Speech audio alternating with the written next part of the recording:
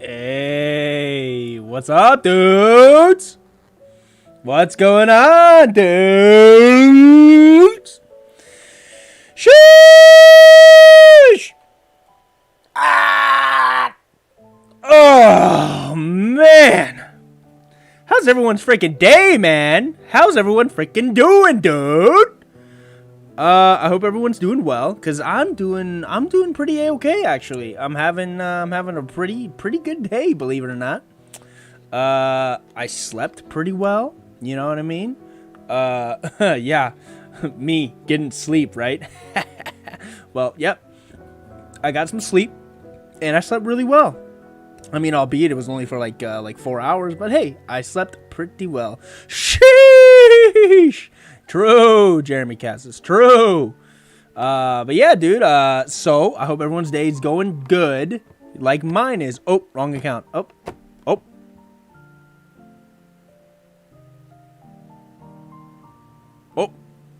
Anyway, yeah. So today we're gonna play some freaking Phoenix, right? And we're gonna finally freaking finish this final chapter to the Ace Attorney game. I'm stoked. I'm excited because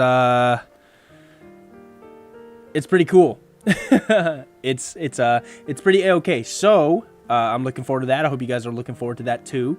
I didn't even bother to like change the thumbnail or anything. I think hopefully it doesn't say like part something. Anyway, yeah. So we're gonna play some Phoenix Wright and actually finish this up, and then we can get back to playing other games. And I'm excited. So without further ado, let's just jump into it, bruv. What you say, bruv?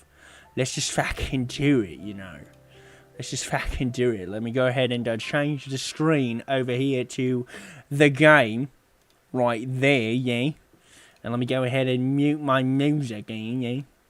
Alright. That looks real good. That looks real good, mate. Like, so good. Anyway. Alright, dudes. Let's fucking get it. Let us fucking get it. Oh, yeah. There it is, though. There it is. Holy smokers. December 27th, 2:11 p.m. Wright & Co. Law Offices. What was Mr. Edwards thinking about? A memory of a crime that I committed. A memory of a murder. Sheesh! Do you really think Mr. Edwards killed? Yeah. I don't believe it. Not Edgeworth. Some painful memory has been troubling him recently. But he'd never take someone's life. Never. Nick. Yo! How's everyone doing? What do you think of my performance today? I had him swooning in the aisles, huh, Maya? Swooning? Me? Oh, yes, I do remember feeling faint. Right on! Tell me the truth. It was like love at first sight, right? Right, Nick? Huh? Me? Well, maybe my heart skipped a beat or two. I think you could do better than that. Come on! I saved Edgeworth in there, dude! Edgy! You guys should be bowing before me! Yeah! Bow before your hero! Today's trial. Larry, you really helped out in the trial today. You did. If you weren't there, Larry, I'm sure Mr. Edwards would have been found guilty. But seriously, Nick, that boat shop caretaker guy is pretty suspicious. But Edgy ain't off the hook yet. Way to spoil the mood, Larry. Hey, I'm just a guy sitting in the audience, you know? Where I was sitting, Edgy seemed pretty edgy. I mean, can you really know he's telling the truth about that night? Nick? I don't know. But what I do know is I'm going to believe in you two until the end. Us two? Edgeworth and... who else? You mean me, right? Nah, he means me, right, Nick? Yeah, you, Larry. Not me? But why you, Larry? Huh? Actually, yeah. Why me, Nick? Enough with the silent treatment. Nick, why do you trust Mr. Edgeworth so much? I mean, he's changed recently, true. But when we first met him, he was kind of a jerk, don't you think?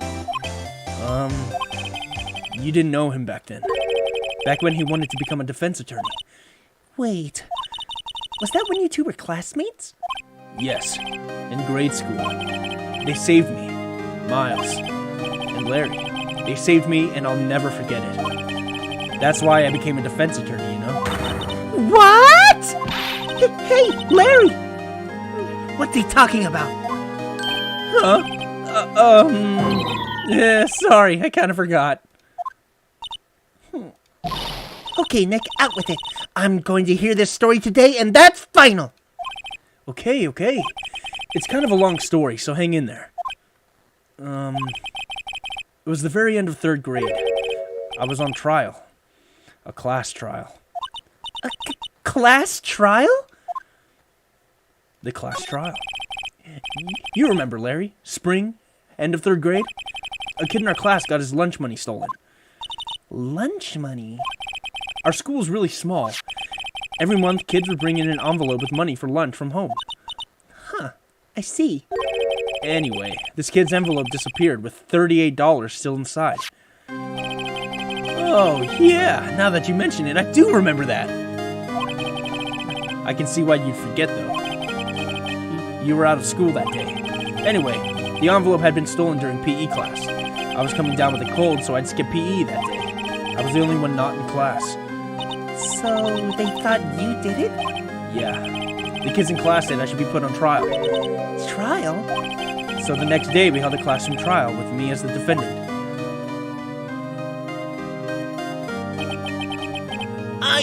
I didn't do it! Guilty!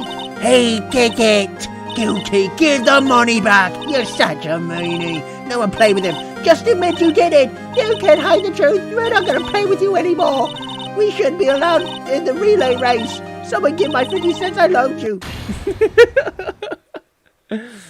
Now, Phoenix, you know you shouldn't steal people's money. It's not right. In the end, even the teacher thought I'd done it. Go over and apologize, Phoenix.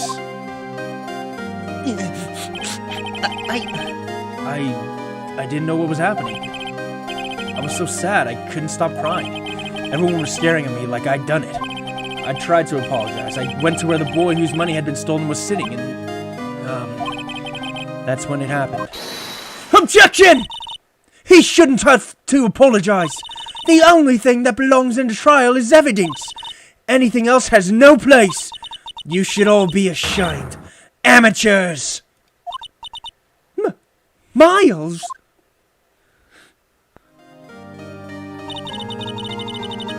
It wasn't you who stole my money, was it? No. Then you shouldn't apologize. Everyone's been shouting you did it, but no one has any proof. That is why, Your Honor, this boy is innocent.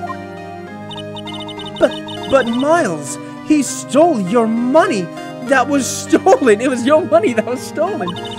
Yeah, he did it. He's the one. We don't need proof. Make him say he's sorry. Why don't you all just shut up? This is always how it is. Everybody ganging up and picking up on one person. Just think how he feels. He said he didn't do it, so he didn't do it.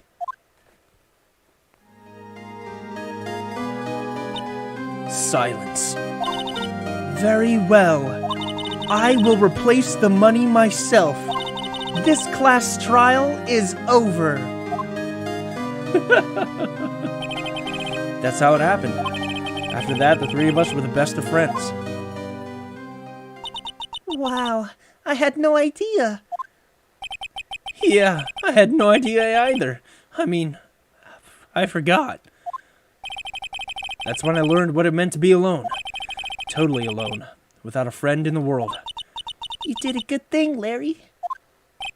Yeah, well, I was just lucky that I took the day off from school. If I'd been there, they would have thought I'd done it. So I took it kind of personally, see? When something smells, it's usually the butts. Anyway, Edgeworth and I talked after that class trial. That's when I heard his father was a defense attorney. I remember his eyes would shine when he talked about his father. I'm going to become a defense attorney, just like my father. A famous defense attorney.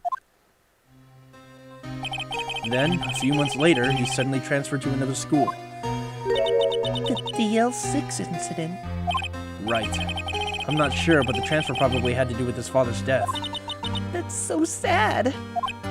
Yeah. It was several years later when I heard Edgeworth's name again. There was an article about him in the newspaper. The headline was something like, "Dark Suspicions of a Demon Attorney." Fabricating evidence, manipulating testimonies, covering up facts. The article said he'd do anything to get a guilty verdict. Anything. But why? What happened? I mean, it's not like Edgy. It's not the Edgy I used to know at all. That's what I thought too. I tried to get in touch with him. I don't know how many times. He never replied. I guess he didn't want to see his old friends. I couldn't just drop it though.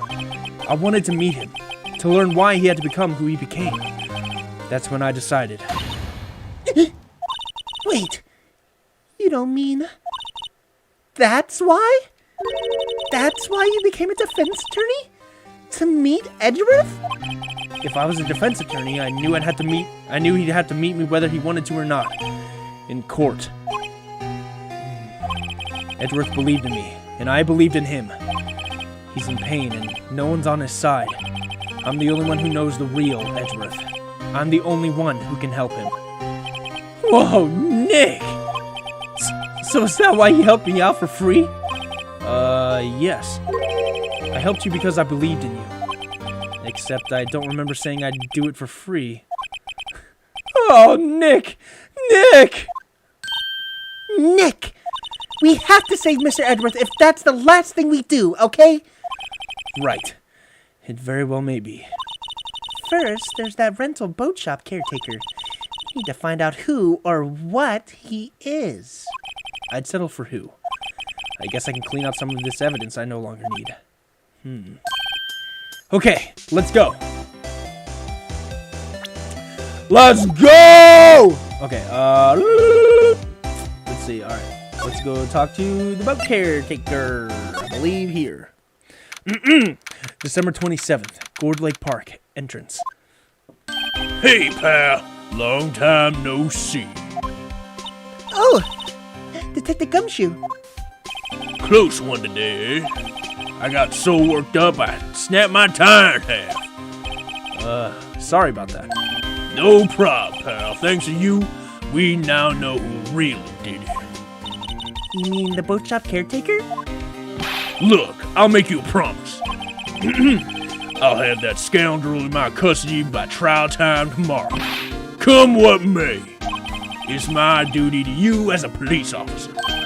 Now, I'm off to catch me a criminal. Detective Gumshoe sure is active today. Oh, one other thing. No one can go into the woods today.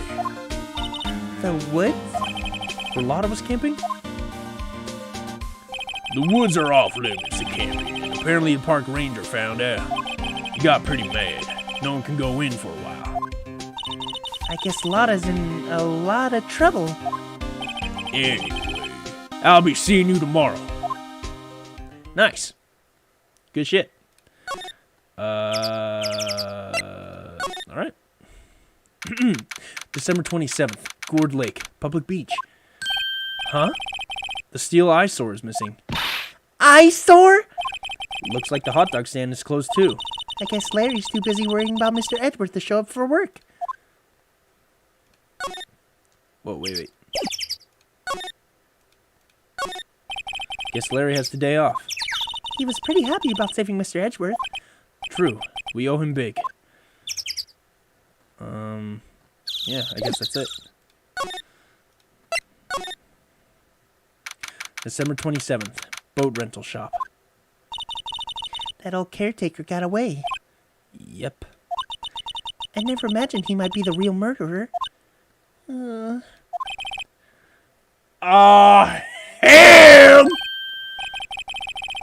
I'd know that clearing of the throat anywhere. Hello. What might you be doing here? Out for a walk, the days of my youth, like the scent of a fresh lemon, see? Mr. Grossberg, this is no time for idle reminiscing. Mr. Edgeworth's trial ends tomorrow. That is true, yes. But from what I saw today's trial, Mr. Edgeworth should be fine, right? Well, I'm not so sure about that. What do you mean by that? Well, I'm not sure. If you find anything out, come by my office at once. I may be able to offer you some assistance. Thanks. Bye. What do you think Mr. Grossberg was doing here anyway? Who knows?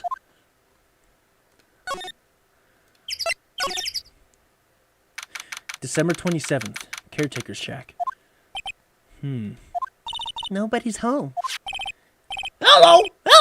Swag! Hey, it's Polly! I wonder where your owner's gone, Polly. Hello! Swag! I can't believe he'd run off and leave his poor parrot to fend for herself. Hello! Swag! Jeez, that hurts my fucking throat, dude. I'll be completely honest with you guys. Okay, I know what to do. Maybe I should take care of Polly, Nick. You probably shouldn't just kidnap her. The police know about her anyway. I'm sure they'll do something. Well, okay. Sorry, Polly. He says I can't take you. Great, now the bird's going to hate me. That fishing pole looks expensive. Maybe we should bring it to Detective Gumshoe. Don't you think the caretaker would mind? Well, we can't just leave him the metal detector in exchange. Well, we can just leave him the metal detector in exchange. Maybe we'd better not. Everything's cold. Looks like he didn't turn his heater on. I guess he hasn't been back here since the trial. Say, Nick, don't people usually put pictures of fish up on the wall to boast about them? Yeah, I guess so. You mean the pictures of the fish they caught, right? Right, but don't all the fish on the wall here look really puny to you? Well, you know what they say. You should have seen the one that got away. Except the one that got away from us was the caretaker, and we did see him. Why do I feel like we're having two different conversations here? It doesn't look like he used his kitchen much. You're right. I guess the whole pasta restaurant thing was a lie. What, you thought he was telling the truth?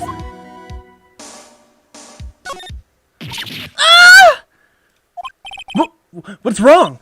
Huh? Never mind. What? Tell me. Just when I saw the TV, I remembered. They're showing a Pink Princess special this week. Oh. See? That's why I didn't want to tell you. That reminds me, Nick. Polly here knows the number to the safe, right? Yeah, that's right. Polly, what's the number to the safe? 1228. Quack!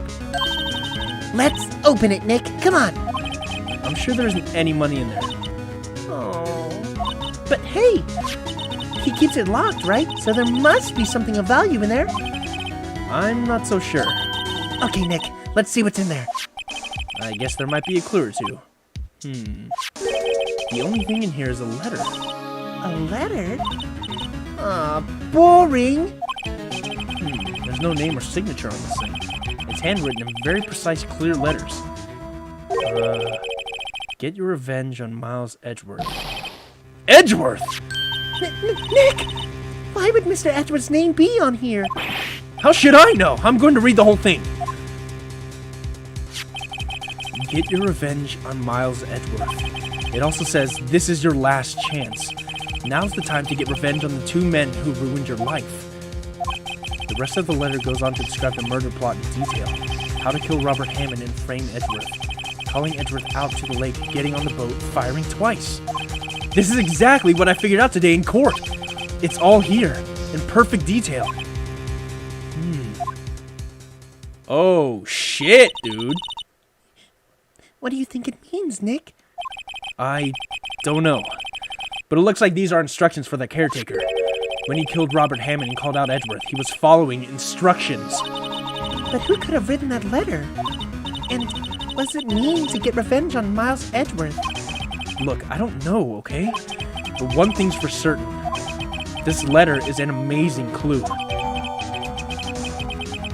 Letter from the safe added to the court record.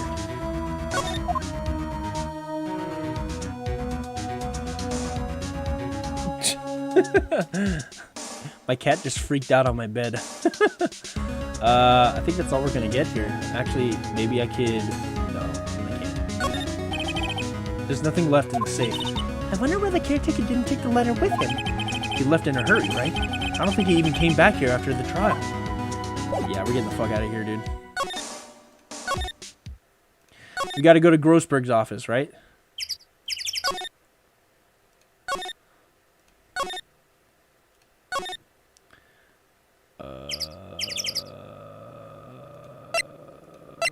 Detention center, maybe? There he is, dude. December 27th, detention center, visitor's room. You look as grim as always. Mr. Edgeworth? I heard the story about the class trial. Class trial?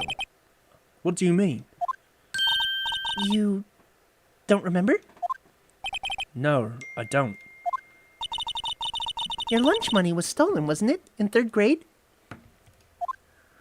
Lunch money? Oh, right. Yes, I seem to remember something like that. Nick, I think you're the only one who really remembers. Well, it probably only really mattered to me anyway. Mr. Edgeworth, didn't you know? That trial was the reason Nick became a defense attorney. Ridiculous. Gee, thanks. That said, it does sound like the kind of thing you do. You haven't changed a bit, have you, Wright? So simple. To a fault, even. Well, maybe, yeah, but I think you changed too much, Edgeworth. Perhaps. Hey, Edgeworth. Why did you become a prosecutor anyway? You used to look up to your dad. You said you wanted to be a defense attorney, right? I couldn't let myself deny reality like you. What do you mean? My father was taken from me, and you want me to defend criminals? I'm sorry, Wright, but I'm not that good of a person. One suspect was apprehended in your father's murder, right? Yes, the man trapped in the elevator with my father. His name was Yanni Yogi. He had to be the shooter, any way you look at it. Yet, he was found innocent. That defense attorney got him off the hook. That would be Robert Hammond. On that day, 15 years ago, the 3 of us were trapped in that elevator for 5 hours. When we were rescued, we all suffered oxygen deprivation. I had lost all memory of the murder. Lost your memory? Even now, I can't recall what happened in that elevator. That was the crux of Yogi's argument in court. He claimed Yanni Yogi had been not of sound mind, due to the oxygen deprivation. Yogi was released due to a lack of evidence. Innocent. That's when I changed my mind. I started to hate defense attorneys. What's the relationship with Von Karma? He's my teacher, a man who deserves respect. I learned everything I know of courtroom techniques from him. So he's like my sister was to you, Nick? He is a perfectionist in all things. In court, in his personal life, he is obsessed with doing everything perfectly. Perfectly, huh? I'm ready for the Phoenix/Edgeworth content. Dude, welcome back, KB! You ready to fucking finish this chapter? I'm stoked. I'm hyped. In all the cases he has taken on, none were left unsolved. And not one suspect was declared innocent. Ever. But that's... I know. It's impossible. Some of the suspects were indeed innocent. Oh, it's possible some of the suspects were indeed innocent. However, it is impossible for us to accurately determine that in every case. All Von Karma does is his job, to find the suspect guilty. Perfectly. In any case, it's nigh well impossible to find a weakness in him. Should a weakness appear, he would do everything in his power to make it go away. Edgeworth? What if what you're saying is true, you're headed for a guilty sentence tomorrow? He's right! There's no time to praise the enemy, Mr. Edgeworth. Now's no time to praise the enemy, Mr. Edgeworth. It's a strange situation in which I find myself, I admit. No kidding. I'm gonna present this thing here. Edgeworth, see this letter? This came out of the safe in the shack where that boat rental caretaker lives. I see. Revenge? On me? Who is that old guy anyway? I don't know. Could he be an innocent defendant you got declared guilty or something? Nice, right? But I don't remember that old man. Not at all. So he was following this letter then? Which means there was someone else behind it. Now is the time to get revenge on the two men who ruined your life. Two men. Meaning myself and Robert Hammond. It also says this is your last chance.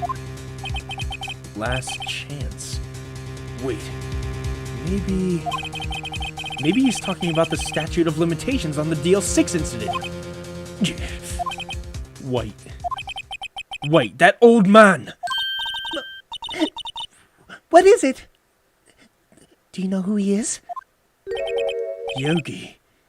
Could he be Yogi? Yogi? The suspect in the DL6 incident. The one who was found innocent. Oh, shit! Yanni Yogi was a court bailiff at the time. We just happened to be in that elevator together 15 years ago.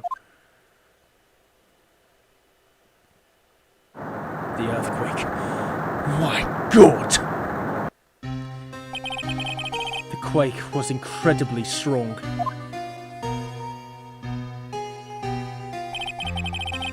Before I knew it, everything was dark. We were there for so long.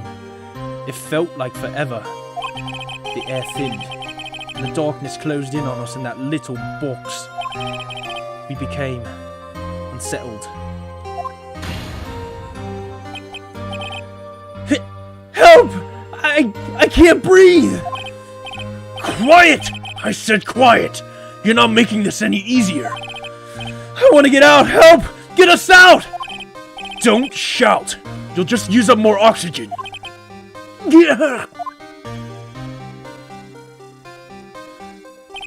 That's all I remember. When I came to, I was in a hospital bed, staring up at the ceiling. Sheesh! In court, Yanni Yogi's mental condition was called into question. They claimed the oxygen deprivation and stress had caused temporary insanity. In the end, the claim passed the court that Yogi was found innocent. Huh. But isn't that strange? This letter tells him to get revenge on Edgeworth. Why would he want to take revenge on you? Right. Yeah? There's something that's been troubling me these last few days. I didn't know whether or not I should tell you. You mean the nightmare? It's a nightmare I've had. A memory of a crime that I committed. A crime you committed? A memory of a murder. Sheesh! I think the time has come to tell all. The nightmare. For the last 15 years, I've had the same dream almost every night. I wake up in a fearful sweat. Every time. What kind of dream? It's a dream about my father's killing in the dark. Help! I can't breathe! Quiet! I said quiet! You're not making this any easier. I want to get out! Help! Get us out! Don't shout! You'll just use up more oxygen.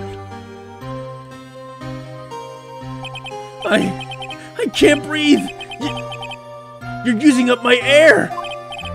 What? Stop breathing my air! I'll stop you! Ah! What are you?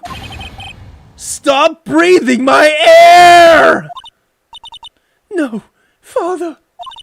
He's attacking Father! Then I see the pistol lying by my feet. Oh, then I see the pistol lying by my feet. I don't know if it was evidence from that day in court or the bailiffs. In a daze, I pick up the pistol.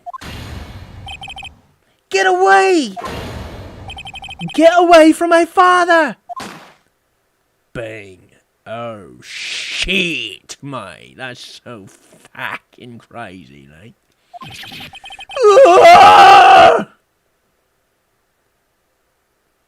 Sheesh. And with that scream, I wake. It's a bone-chilling scream. A scream that has rung in my ears for the past 15 years. But that's just a dream, right? Right? That thought is the only thing that has kept me sane for the last 15 years. But what if I'm wrong? What if it's real? They say that sometimes people shut out memories in self-defense. Maybe it was I who killed my father. What? If you think about it that way, this letter makes sense. Get your revenge on Miles Edgeworth. Think about it. Yogi was really innocent. That's why he wanted revenge against me. Wait, Edgeworth, you mean it was me? I was the true criminal of DL6. I shot my father.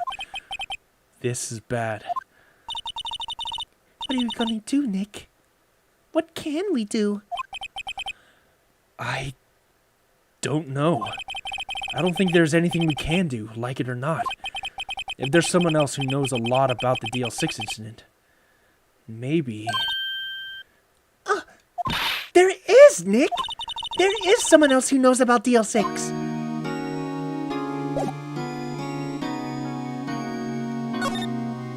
Grossberg Law Offices, motherfucker. December 27. Grossberg Law Offices. Mr. Grossberg! Oh, hello there. What's wrong? You look troubled.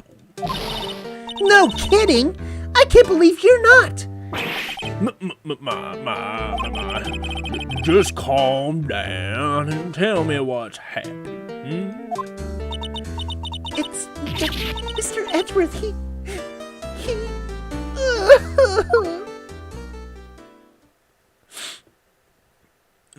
I see. So Edgeworth dreamt he shot his own father. It's only a dream. Only a dream. I wonder What? if that's the case, then why do you two look so troubled? Well? Also, consider this. Yogi quite certainly holds a deep grudge against Miles Edgeworth. So deep, he'd want to frame him for murder. This leads me to surmise that Mr. Edgeworth's dream was not a dream. It was real, as you mentioned. Miles Edgeworth threw the pistol to save his father. The pistol fired, and the deed was done.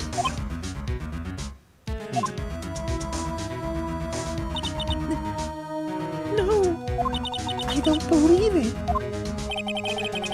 Yogi was suspected of murder, and his career as a bailiff was irrevocably wrecked. Thus, he sought revenge on Miles Edgeworth. This was his last chance, of course, with the statute of limitations so close. What do you know about Edgeworth's father? He was a defense attorney without peers. It sounds trite, but it's true. Well, he may have had one peer that I think about now.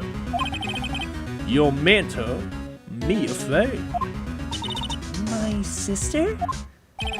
Gregory Edgeworth was very disapproving of Mr. Von Kalmer's techniques. That's no surprise. Von Kalmer is an extreme man. Forged testimonies and evidence are nothing to him. The result, he has a perfect win record in court. To beat him, Gregory Edgeworth tried to call attention to his methods. And? He lost. Died in despair, as it were. I see. When Gregory Edgeworth was killed, the police called on a spirit medium. That was your mother, Mr. Fay.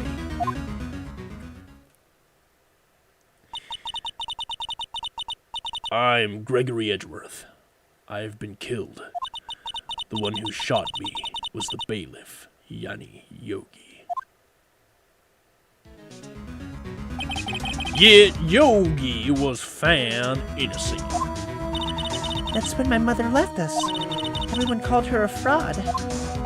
That's right. Everyone thought she was, you see. Yet, now that I think about it, it seems the one who lied was Gregory Edgeworth's ghost. Gregory Edgeworth must have known who shot him. I don't believe it. So, you're saying he falsified his testimony? That Edgeworth's dad lied to protect his son? It's only a possibility, mind you. But a possibility nonetheless.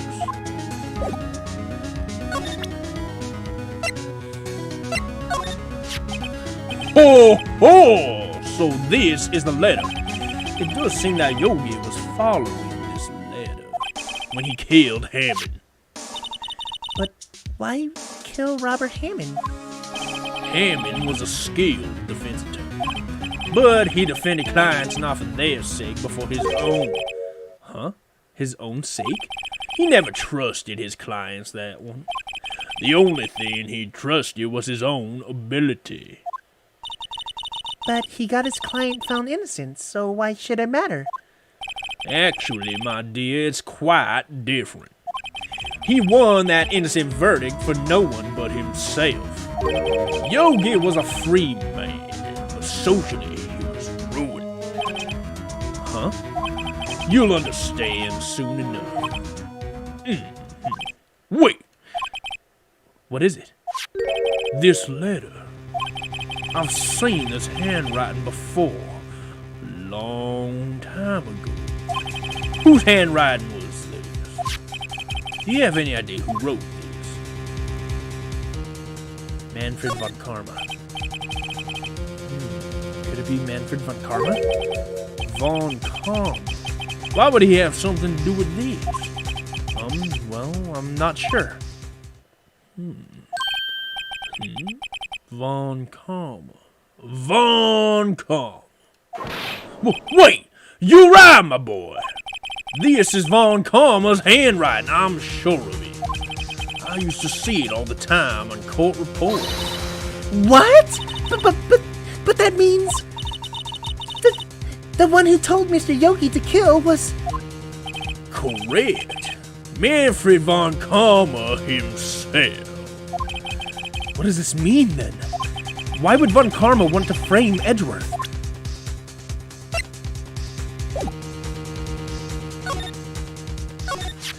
If it truly was Von Karma who wrote this letter, then he would know the truth. He would know that Miles Edgeworth had accidentally killed his own father. He'll say as much tomorrow in court, I should think. He'll press the point until the court finds Miles Edgeworth guilty. Oh no! But how could Von Karma know that Mr. Edgeworth's passed like that? Even Mr. Edgeworth thought it was just a nightmare. That I do not know. Yet I do know that Von Karma is both persistent and a perfectionist. He may be seeking to satisfy a grudge against Gregory Edgeworth by hurting his son. What do you mean? It was 15 years ago. Von Karma met Gregory Edgeworth in court, and Von Karma did win. But he didn't make it through the trial unscarred. What happened in the trial between Edgeworth's dad and Von Karma? Von Karma got the guilty verdict he wanted. He won the trial. But Gregory Edgeworth accused Von Karma of faulty evidence. And though he lost the trial, Mr. Edgeworth's accusation stood. Faulty evidence? It was the only penalty Von Karma had ever received in his career as a prosecutor. Gregory Edgeworth dealt a blow to his perfect trial record. Wow. It must have been quite a shock for Von Karma. He took a vacation for several months after that, you see. A vacation? Yes, an unusual event for the man. That was the first and the last vacation he's taken in his many years of prosecution. Really? He doesn't take vacations? Like, go to the sea or to the mountains? Don't tell me he's never been to Europe. You have strange ideas about vacations, Maya. In any case, that was the only time he took a vacation from work. I believe the penalty upset him quite a lot. Odd. If he wanted to keep a perfect record so badly, why would he take such a long vacation? What do we do, Nick? Von Karma's going to bring up the DL6, and you can bet on it. What if Mr. Edgeworth pleads guilty to DL6? I won't let him. Yes, Mr. Wright, I hate to say this, but even accidental murder is murder, you know. I know that. I just believe in Edgeworth's innocence. I can't believe he'd kill someone. But Nick, Mr. Edgeworth admits it himself. His father must have lied to protect him from beyond the grave. I don't care. I know he's not guilty. Mr. Wright, if you say so, I suppose I could go check again. The police files might hold something of interest. Mr. Grossberg, thank you. I can't promise anything. In fact, I think the chances of finding something are slim. I understand. The police materials. Alright, I know where to go.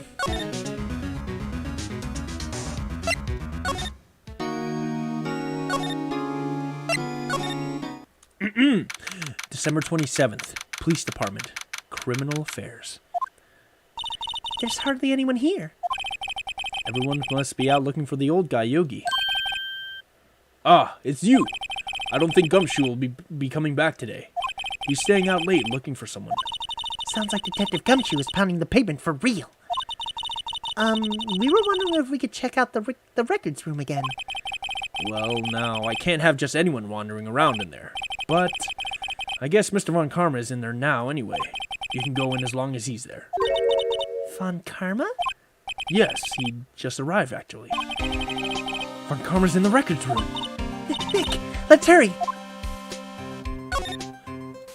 Boom, boom, bum, bum, bum, bum, bum, bum, bum. December 27th, Police Department, records room. Dusty as always. We were only here just yesterday. I'm sure they just haven't had time to clean. What's wrong, Nick? Nothing. I was just noticing that he isn't here. Von Karma. Huh? One of the drawers here is open. Someone must have been looking in it recently. The label says unsolved cases evidence. Unsolved cases? Nick! The file for DL6, it's completely empty. But what? What are you doing in here? Nick! Von Karma! You! How do you know my name? Huh? Have we met? But, what are you saying? We see each other every day, don't we? We're Miles Edgeworth's defense team. Defense team? I beg your pardon. You see, I rarely remember defense attorneys. They are like bugs to me. Needless things to be crushed. I can see how this guy was Edward's mentor.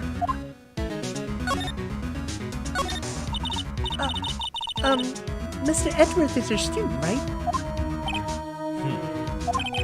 A romanticist who still can shed that veneer of amateurism. Just like his father. Always second rate. Mr. Von Karma, you had an axe to grind with Mr. Gregory Edgeworth, didn't you? Me? A grudge against a mere defense attorney. Why? Because he dealt a blow to your otherwise perfect trial record. So you did. Well, what I don't get is, why did you take his son under your wing afterwards? The son of your most bitter rival. That, my dear attorney, is none of your business. Tomorrow will be the last day of this trial. It's been a while since I've had a defense attorney last this long. Still, you will lose in the end. Miles Edgeworth will admit his own guilt.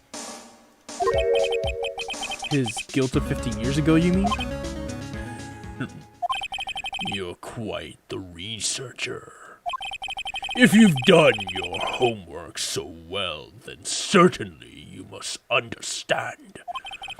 You know what Miles Edgeworth will tell the court tomorrow. We were right. So Von Karma is going to bring up DL6 in court tomorrow.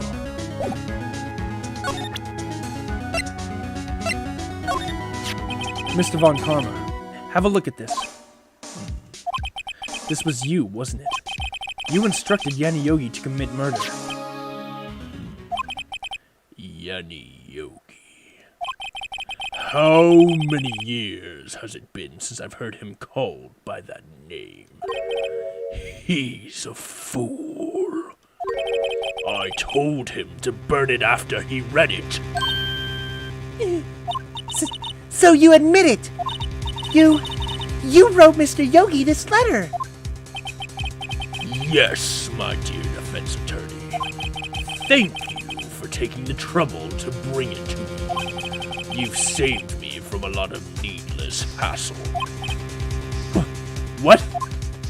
Nick, what is that thing? A stun gun for self-defense. Usual. Indeed.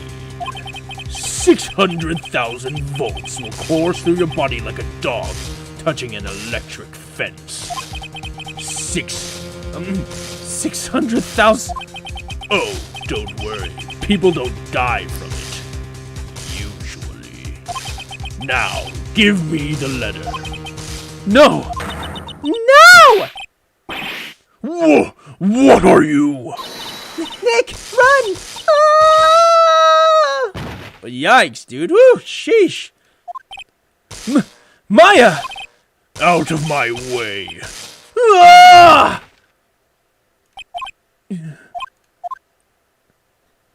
Damn. I just got wrecked. He got us.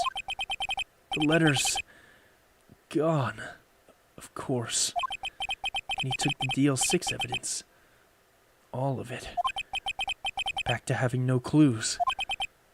Wait. Maya jumped first. Maya! Is she okay?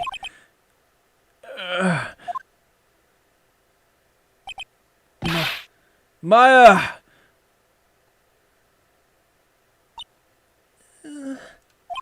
Maya!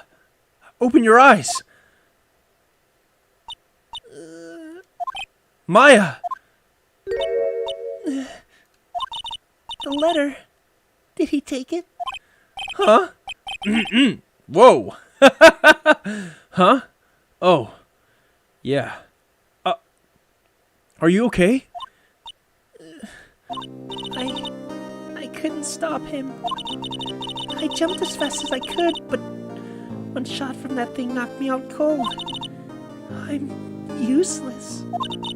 I'm no good as a lawyer or a medium. I can't even call my sister. Not even now, when we need her the most. I wish I hadn't woken up at all. Dang. Maya! There has to be some way I can help her. I'd better do something about her self-confidence first. Maya. She's holding something. What is that? A bullet? DL6 evidence number 7, taken from the heart of Gregory Edgeworth. I remember. Von Karma was holding this when Maya jumped him. DL6 bullet stashed in a pocket. I'll prove it to you, Maya. You're most definitely not useless. I'll prove it to you in court tomorrow. Let's fucking go, dude! Oh my god, dude. We just got assaulted. Now I'm about to fucking ruin this whole man's career.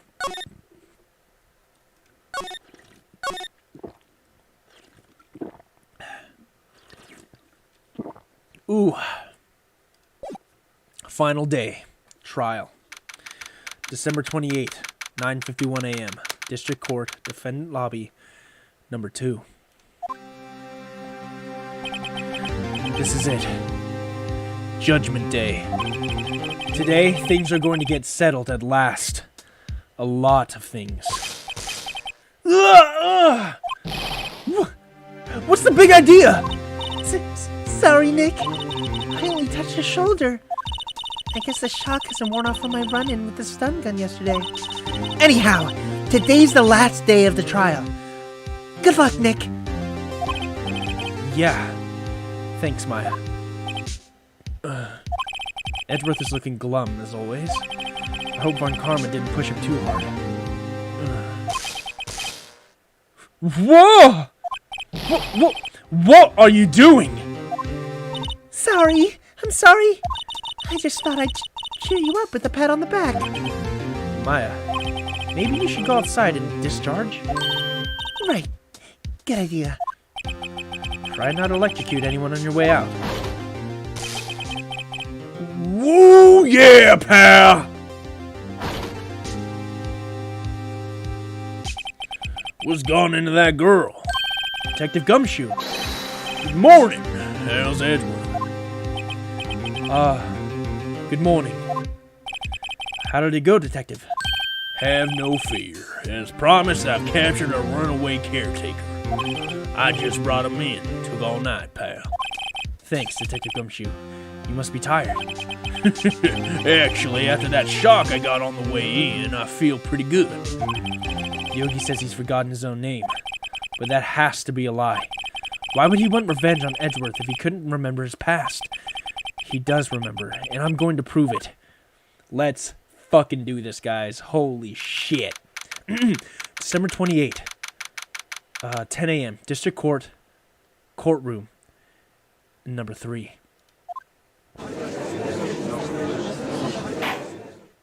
Court is now in session for the trial of Miles Edgeworth.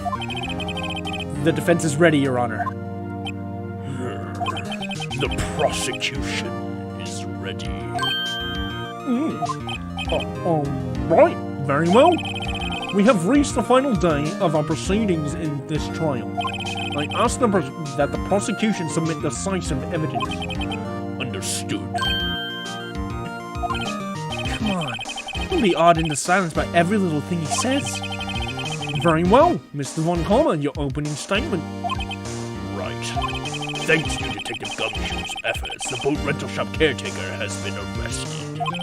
In yesterday's trial, the defense asserted that the caretaker was the murderer. However, the caretaker has yet to confirm this. I would like to ask the defense to cross-examine him as much as necessary. Very well. Please bring the witness into the courtroom. Let's fucking do it, dude. Ladies and gentlemen of the court, I believe you all remember our witness. He lives in the boat rental shop on the lake from where he witnessed the incident. In addition, he has currently lost memory of his name and identity. Witness, why did you run away yesterday? The witness was not running away, as he will now testify. I see. Very well, please begin your testimony.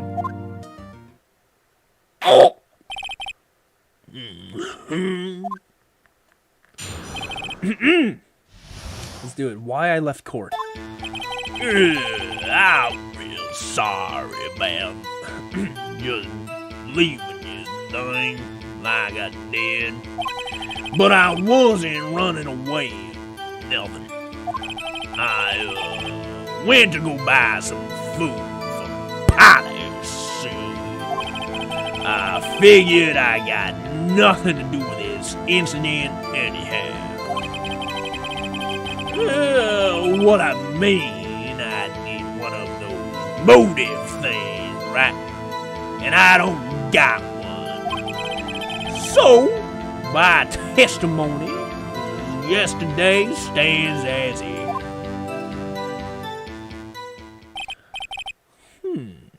Very well. Let's begin the cross-examination, shall we? He has to know his name. Yanni Yogi. You're Yanni Yogi, and I'm going to prove it. Cross-examination. Why I left court. I'm really sorry about just leaving yesterday like I did. Press. I'd call what you did running away and not just leaving. You heard Larry's testimony and realized you were in danger. Now, Mr. Wright, there's no need to rush to conclusions. As I said, the witness was not running away. Listen to the testimony. He sure seems relaxed. In fact, they both do, Von Karma and Johnny Yogi. But I wasn't running away, or nothing. Then why did you leave? He's just about to say why. Is it so hard for you to just quietly listen when someone's talking? If I sat quietly, Edgeworth would be guilty in 3 minutes. I, went to buy some food for Polly's. Food? Well, Polly's a bit of a gourmet. She only eats these high-quality bird pellets from France. They only have them down in the big pet shop downtown. But you weren't arrested until this morning. Why didn't you go back to the caretaker shack? Well, I kinda got lost. The witness has trouble remembering things sometimes. When the police apprehended him, he was on his way back to the shack. Yeah, right. Nice try, Von Karma. No one's going to believe that. I see. So he was lost. Please! Your Honor, come to your senses. I figured I got nothing to do with this incident anyhow. You lost much of your memory, is that correct? Yeah, seemed like it. Then how could you know that you didn't have anything to do with this incident? Or maybe you're lying about not having your memory, You know exactly who you are. The witness has testified quite clearly that he has no memory of who he is. If you claim he's lying, then show the court proof. How am I supposed to prove what's going on in that old codger's head? That's impossible. I'm glad you've come to your senses, Mr. Wright. Very well, witness. Please continue. I mean, I need one of those motive things, right? And I don't got one. How can you say you had no motive? I say you do. You had a grudge against Edgeworth and the victim, Robert Hammond. That's why you took revenge on them, right? Please don't make me repeat myself, Mr. Wright. This witness has no memory of anything beyond several years ago. He can't hold a grudge. It's impossible. I have to prove he's lying about his memory. Otherwise, it's going to be the same thing over and over until the trial ends. Might I say something, Mr. Wright? Yes. Yes, Your Honor? You've been saying the same thing now over and over. You've been calling the witness's memory of the past or lack thereof into question. But does this really have anything to do with the current case? Of course, Your Honor. The witness has said he has nothing to do with this case and no motive. Both of these statements are lies. Order! Order! Mr. Wright, there was a serious problem with your claim. Or are you saying you know who this witness is? Of course, Your Honor. Ho ho! Now this is interesting. I would like to know myself. Who is he? Don't play dumb, Von Karma. Mr. Wright, please tell us this witness's name. Yanni Yogi. His name is Yanni Yogi, a former court bailiff. Yogi? Now that name seems familiar. Oh! Yanni Yogi, from the DL6 incident. It figures the judge would have heard of it. It was such a famous case. But what does this mean? Your Honor, if this man is Mr. Yogi, then he has a clear motive.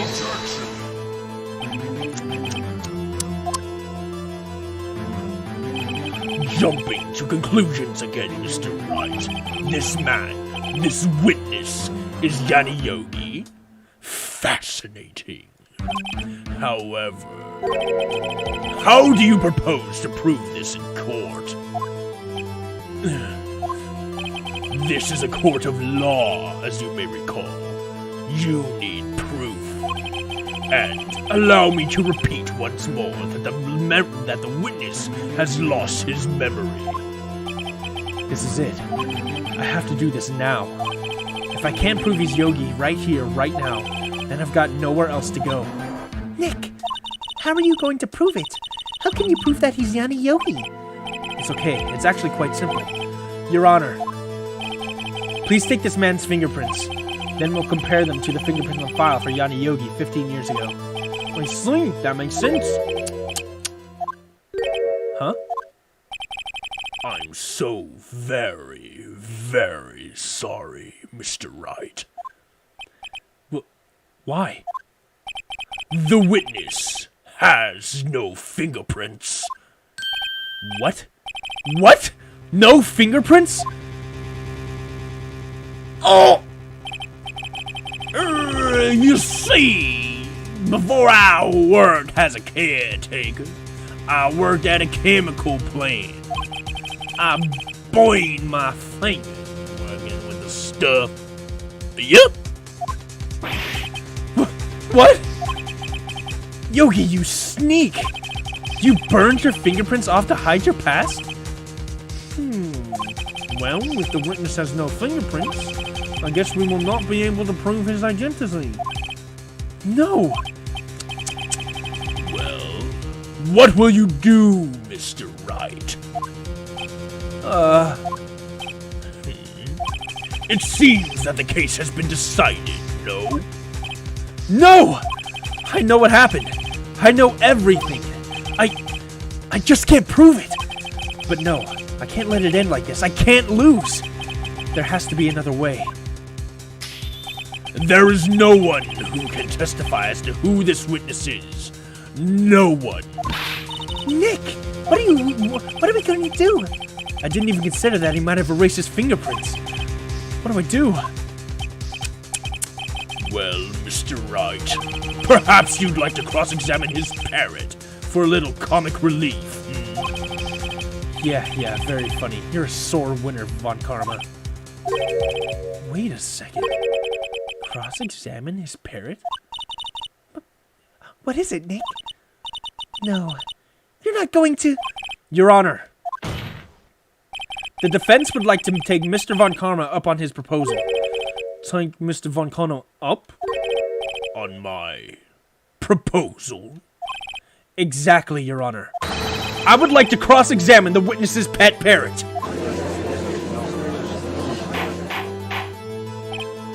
Order! Well, what do you think, Mr. Von Karma? Need you even ask? This is a farce. I object. Wait a second.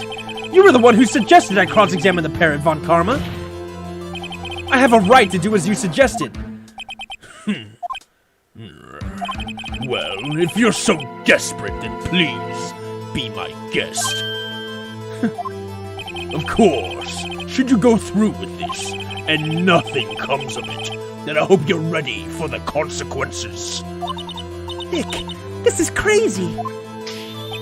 Well, still want to go through with your little game? Yes, I'm doing it. Let the parrot take the stand. I will cross-examine her, Your Honor. This is the most ridiculous thing I have ever heard. Von Karma's rigid. Von Karma's rigged. Not rigid. Von Karma's rigged every person's testimony, every piece of evidence, except the parrot. She's my last chance. At least, I think so. Bailiff, bring in the parrot.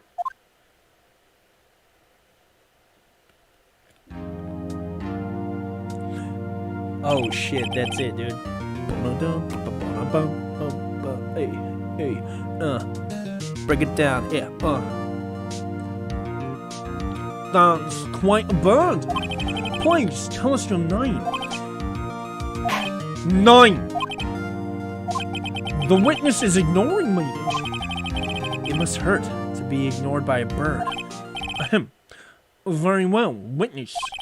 Who is your owner? Please, testify to us. Witness testimony. Who is your owner? ... Hello! Ah!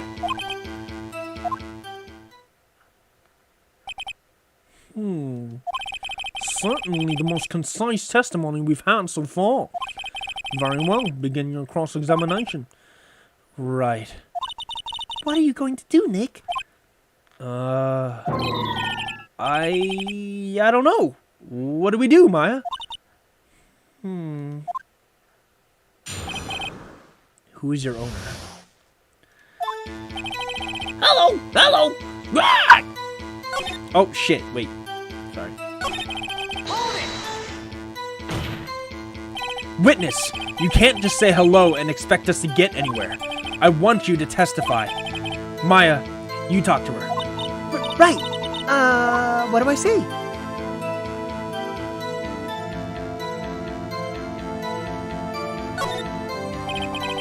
Maybe I should get her to say her name? Polly, what's your name? Polly! Mr. Wright, I think we've established that this parent is named Polly. Does this have anything to do with the owner's identity? No it doesn't. Well, I guess it doesn't really have anything to do with that, no. Please only ask questions pertaining to the matter at hand. Very well, witness, continue your testimony.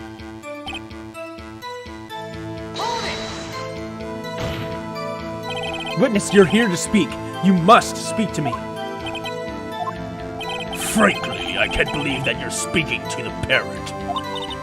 Well, I guess we should try to get some information out of her. We need to know the gist that her owner is Mr. Yogi. Alright.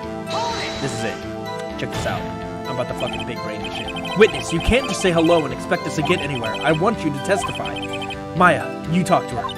Right, what do I say? Have we forgotten something? As I recall, 2 days ago. Polly, have we forgotten something? Ah! Don't forget, Deal 6. Squawk!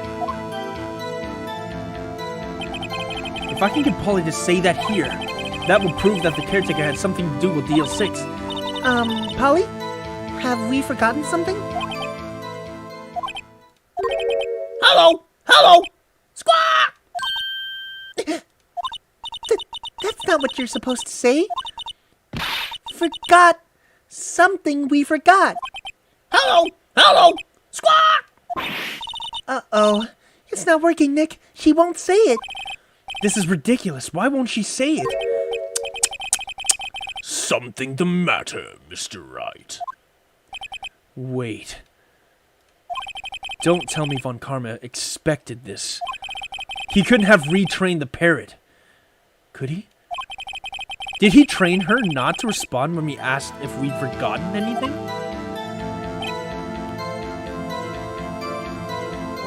I have to present something, don't I?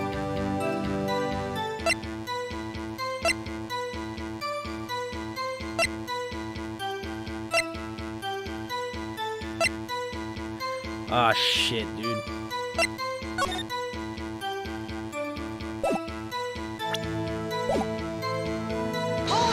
Oh, fuck me. I just don't know.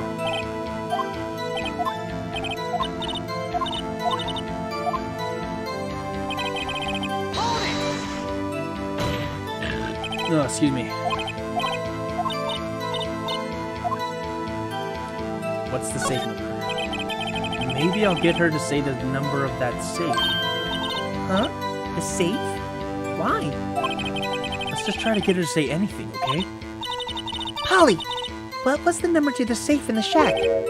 1-1-2-2-8 1-2-2-8. Molly, what a reckless parent. Well, Mr. Wright, you aren't claiming that this number has something to do with the caretaker. Oh, fuck, dude. Does the number have anything to do with the caretaker? I feel like it doesn't, but I'm out of... I don't know, dude. I'm fucking out of options. Am I? Am I out of options here? Hang on. I'm gonna save. I'm gonna save here. Actually, it does. Actually, it does. That's why I had her say it. Ha! Ridiculous! How can the number to a safe tell us who the caretaker is? Show us your proof. What could possibly link this number to the caretaker's true identity? Oh, shit. I think I fucked up.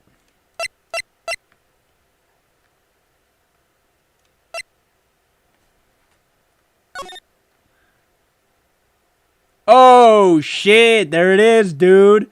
1228, dude.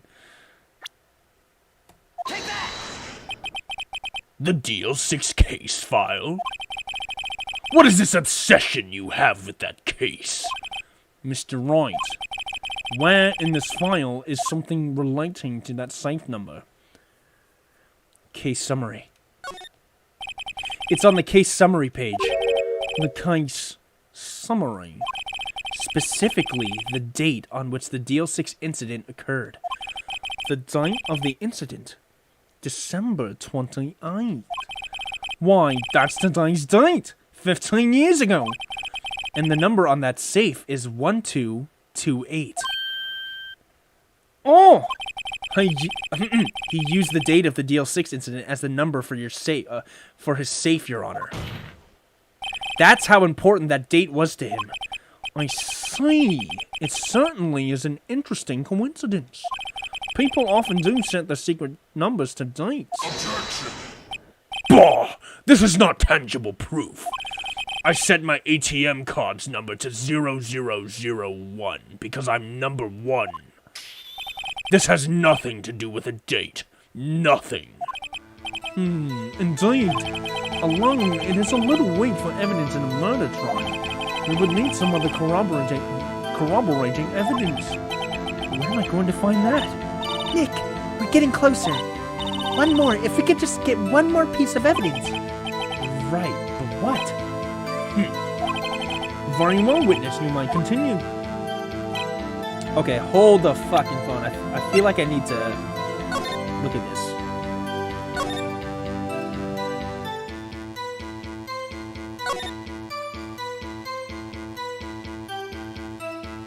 Polly Jenkins committed suicide.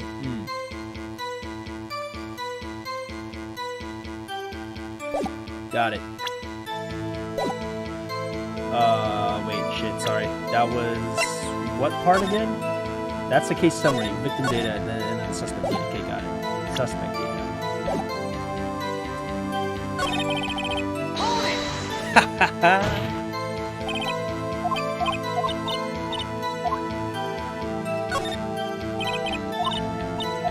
You've been through all this before. Yes, it does. Ha! Fascinating. You claim that the parent's name will prove her owner's identity. Then show us this proof. Nick, don't you think you're taking the bluffing a little too far? Listen, we're not here to answer the question of who is the caretaker. We're here to prove that he is Yanni Yogi. All we have to do is tie the name Polly to Yogi. Your Honor, the proof of that parrot's name reveals the caretaker's identity is... Oh, the proof. DL6 case file. That's quite a large file you have there. Which page is this proof on, then? Show us or stop wasting our time. Very well, Mr. Wright. Please show us the page. Where in this file is the information connected to this parent's name? It's on the suspect data page. This page has all the information about Yanni Yogi. Right after he was arrested, his fiancée committed suicide, see? Indeed. It does say that, yes. What was his fiancée's name? Polly Jenkins. Polly! Exactly, Your Honor. He wanted to remember the name of his fiancée who had committed suicide. That's why he named his parrot after her. I see. I guess that is possible. Bah! A mere coincidence, that's all. My granddaughter has a dog she calls Phoenix. Well, Mr. Phoenix Wright, does this make you my granddaughter's fiancé? She's only 7 years old. That's enough. I think we've reached a conclusion here. This is a mere coincidence, that's all. True, that is a possibility. However, two coincidences at the same time seem more like a pattern to me. What are you saying? Summon the caretaker of the boat shop. Immediately. Let's do it. Let's fucking go. Oh, dude, the music's playing. Witness, tell us your name. Wait! This witness, he doesn't remember. No, it's okay. Oh, wait, just kidding. I've accomplished what I wanted to do. I'm done. Nick, He looks totally different. This is the real Yogi, I think. Finally. He's been acting feeble to hide his true identity. Acting. For 15 years. Well, let me ask you again. Please state your name for the court. My name is Yanni Yogi. 15 years ago, I served as a bailiff in this very court. Order! Yanni Yogi. So, was it you who killed Robert Hammond and tried to frame Miles Edgeworth for his death? Yes, it was me. I did it. They put me on the witness stand 15 years ago. Robert Hammond, he said I was mentally unsound. He told me it would make me innocent, get me off the hook. So, I pretended to have brain damage. I was innocent, really! But he didn't believe me. He won the trial, but I lost everything. I lost my job, my fiancée, my social standing. Then, this year, 15 years later, a package arrived. It was a letter and a pistol. The plan was written out in careful detail. It was a plan for me to take my revenge on the people who ruined my life. I didn't care who had sent it. I thought this was my chance. After 15 years, this was it. Finally, a chance to have my revenge on Robert Hammond and Miles Edgeworth. I have no regrets. Wait a moment. Revenge against Miles Edgeworth? What do you mean? I'm not at liberty to speak on that matter. Oh. Sumimasen. Why don't you ask Mr. Edgeworth yourself?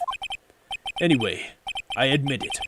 I was the one who killed Robert Hammond. Von Karma? Where's Mr. Yogi? Under arrest, Your Honor. I saw no room for error in his confession. Then the defendant, Miles Edgeworth, is innocent, in this case at least. Very well. Will the defendant please take the stand? Let's fucking go, boys. And girls. And everything between and beyond. There are few mysteries left unsolved. Still, you are cleared of suspicion for this particular case. So, I would like to pass judgment on the murder of Robert Hammond. Any objection? I don't believe it. Why isn't Von Karma saying anything? Very well. This court finds the defendant, Mr. Miles Edgeworth, not guilty. Hey! Woohoo! We did it! Yeah! Uh-oh. That is all. This court is adjourned. Oh, shit.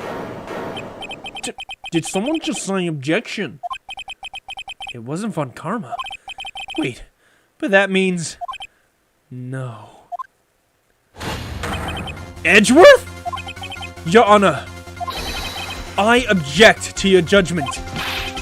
What do you mean? I'm not innocent at all. As we have heard, Yanni Yogi killed Robert Hammond in revenge. But, revenge for what? Nick! Edgeworth is trying to confess. He's going to say he's guilty. He's going to tell them he was the murderer in the DL6 incident. He's going to tell them he killed his own dad. Uh-oh. What do I do? Raise an objection. The judgment has already been passed. I object to Edgeworth's outburst. Didn't something like this happen yesterday, too? I believe a certain witness raised an objection after a guilty verdict was passed. That would be Larry. We must hear this new statement. We must hear Miles Edgeworth. He's right. We have a duty to hear Miles Edgeworth out.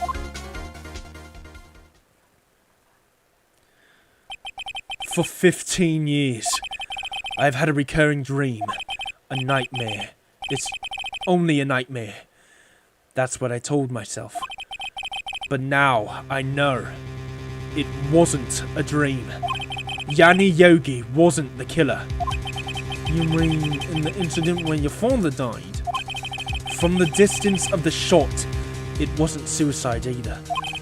Everything was as clear as day. The murderer. The criminal in the DL6 incident. It was me! Your Honor, I confess my guilt. I am guilty for DL6, the statute of limitations which ends today. The culprit is me. Holy fucking shit, what is happening, dude? Order! This is certainly unexpected. The defendant declared innocent is confessing to a different crime. A crime for which the statute of limitations runs out today. I'm not really sure how I should deal with this. Bah! It's obvious. We hold a trial right here, right now. We tried this man for crime of 15 years ago. I think I would like to have a 5-minute recess. During this time, I will consider the appropriate course of action to take. Court is adjourned. Holy shit, man. What's happening, dude? I got the not guilty verdict. Why is this still going on? Anyway, December 28th, 2:24 p.m. District Lobby, Defendant Lobby, or District Court, excuse me. Defendant Lobby number 2. I'm sorry, Wright. I've just wasted all your effort. Yeah, well, Mr. Edgeworth, I just don't believe it, sir. I mean, you killed your dad? I didn't want to believe it myself, Detective. But it's the truth. I deserve to be punished. Murder is murder, no matter what the circumstances. This is crazy! Just crazy! Nick? What are you doing? Huh?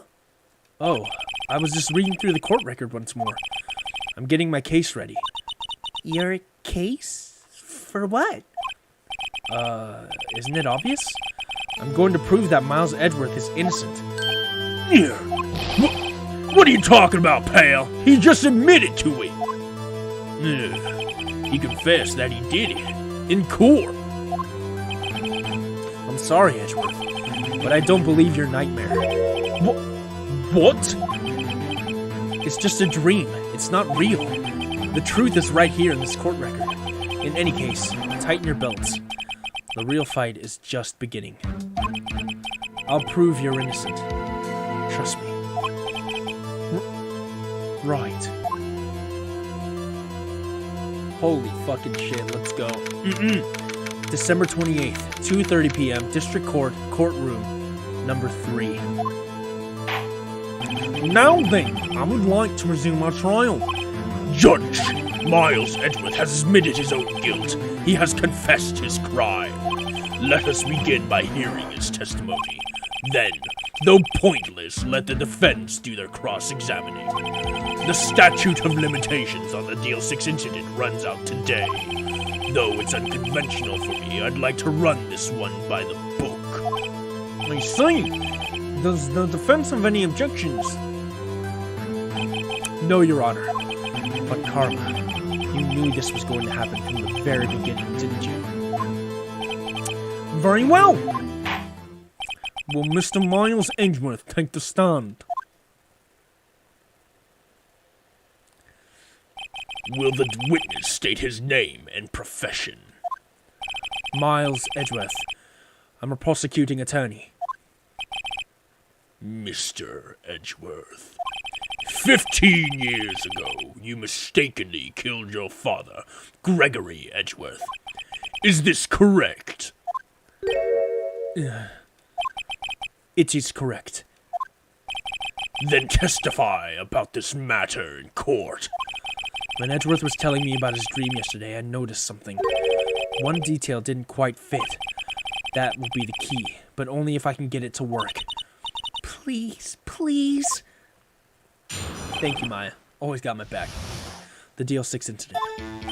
That day, I had gone to the courtroom to observe one of my father's trials. As we went to leave, an earthquake struck, trapping us in the elevator. My father and Mr. Yogi lost their composure and began to argue. Just then, something heavy fell at my feet. I picked it up and threw it at Mr. Yogi. I wanted them to stop fighting. A moment later, there was a single gunshot, then a scream. It was a terrible scream. I remember it to this day. It's all. Interesting. How could you shoot someone if you threw the gun? And until now, you thought this memory was a dream. We were stuck in that elevator for 5 hours. We were stuck in that elevator for 5 hours. The oxygen in the elevator ran out, and I lost my memory of the events. Bah! The same claim Mr. Yogi has made. Very well. Mr. Wright, your cross-examination, please. Yes, Your Honor. Let's fucking do it! Let's go! That day I had gone to the courtroom to observe one of my father's trials. What was the trial your father was involved in that day? I don't remember. I don't remember things very clearly. Only 2 things. I know my father lost, and Mr. Von Karma was the prosecuting attorney. Interesting. Mr. Von Karma, you were handling that case? It was 15 years ago. I don't remember the details. That was when Edgeworth pointed out the problem in Von Karma's evidence. As we went to leave, an earthquake struck, trapping us in the elevator. So, there were 3 people, including yourself, trapped in that elevator. Yes, myself, my father, and Yanni Yogi. We were fine at first, but then as time passed and no one came to help, my father and Mr. Yogi lost their composure and began to argue. What did you do then? I was a 9-year-old boy at the time. What could I do? I was scared, trembling in the corner. But then, just then, something heavy fell at my feet. What was it? A pistol. I assume it was the bailiff, Yanni Yogi's. But the safety must have come off when it fell from his holster. And you picked it up. What happened next? I picked it up and threw it at Mr. Yogi. I wanted them to stop fighting. Did you know it was a pistol when you threw? I think I knew. I knew it was dangerous. But the air was getting so thick, I panicked. So, you're saying that you threw the pistol at Mr. Yogi? I was in a daze. A moment later, there was a single gunshot, then a scream. The gun fired once? Yes, I think. After I threw it, I lost consciousness. Since then, they've echoed in my head every day. That gunshot and that horrible scream. The scream. It was a terrible scream. I remember it to this day. To this day. Yes, I can practically hear it now. I doubt I will ever forget that scream as long as I live. There it is. One part of that testimony clearly contradicts the evidence, but I don't know what it means. I better find out quick. Wait, the evidence? Okay, hold the fucking phone. What evidence, bro? There was a scream? Oh, God. Air in elevator was oxygen depleted at time of incidents. No clues found on the scene. Trapped in elevator. One bullet found at heart. The murder weapon. The murder weapon was fired twice. What?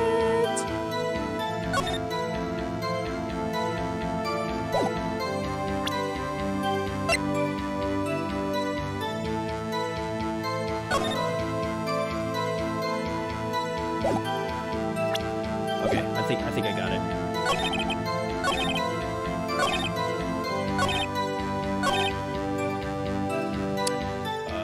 Press.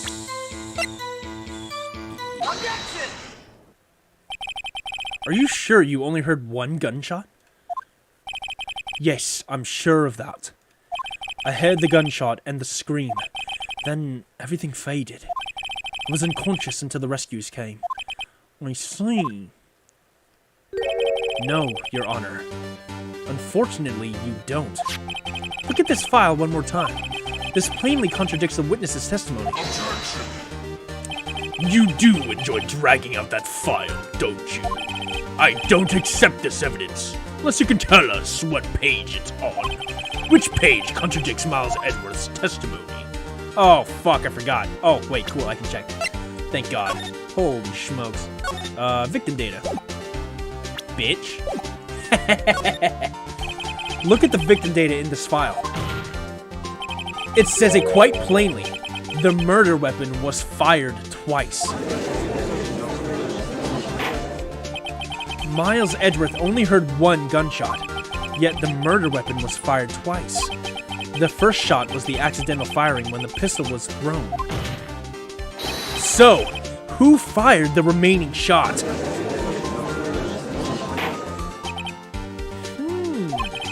Was there perhaps another shooter who fired that second shot? Your Honor, as I'm sure you're aware, this incident occurred 15 years ago. The evidence is dated. The pistol did fire twice. However, we do not know when that second shot was fired. It might have been fired the day before the incident. There is no proof that the second shot had anything to do with this incident. What? I see. You do have a point, Mr. Wright. The murder weapon was fired twice, as we have heard. One of those shots was fired by the defendant, a boy at the time. Do you have any proof that the other shot fired had something to do with this case? Do I? I feel like I should answer that.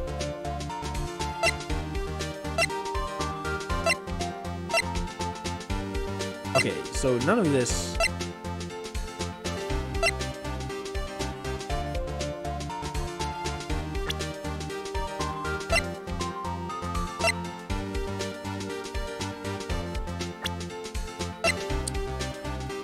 Oh my god. Does it have anything to do with this case? I feel like it does, because like...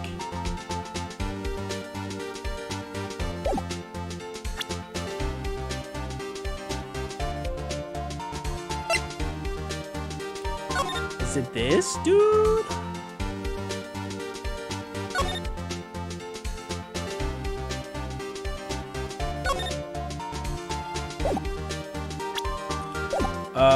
Yeah, I do.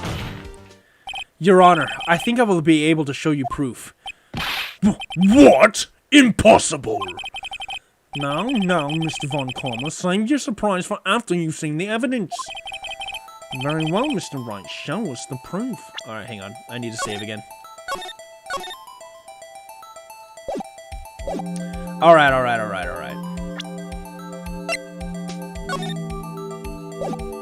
It's this.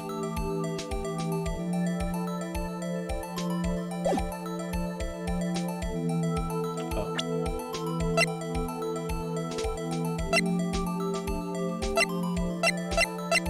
Wait, am I not able to...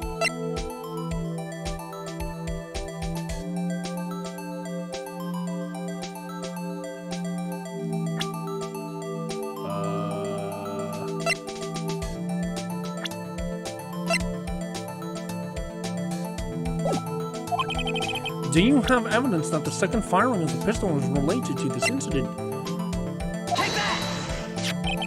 Look at this photograph. I fucking knew it, dude. I'm such a fucking genius. Holy shit, I'm so big brain. It's nuts. This is a photograph of the scene of the crime 15 years ago. I can see that the victim lying there is Gregory Edgeworth. This proves the murder weapon was fired twice at the time of the incident. This photo proves it.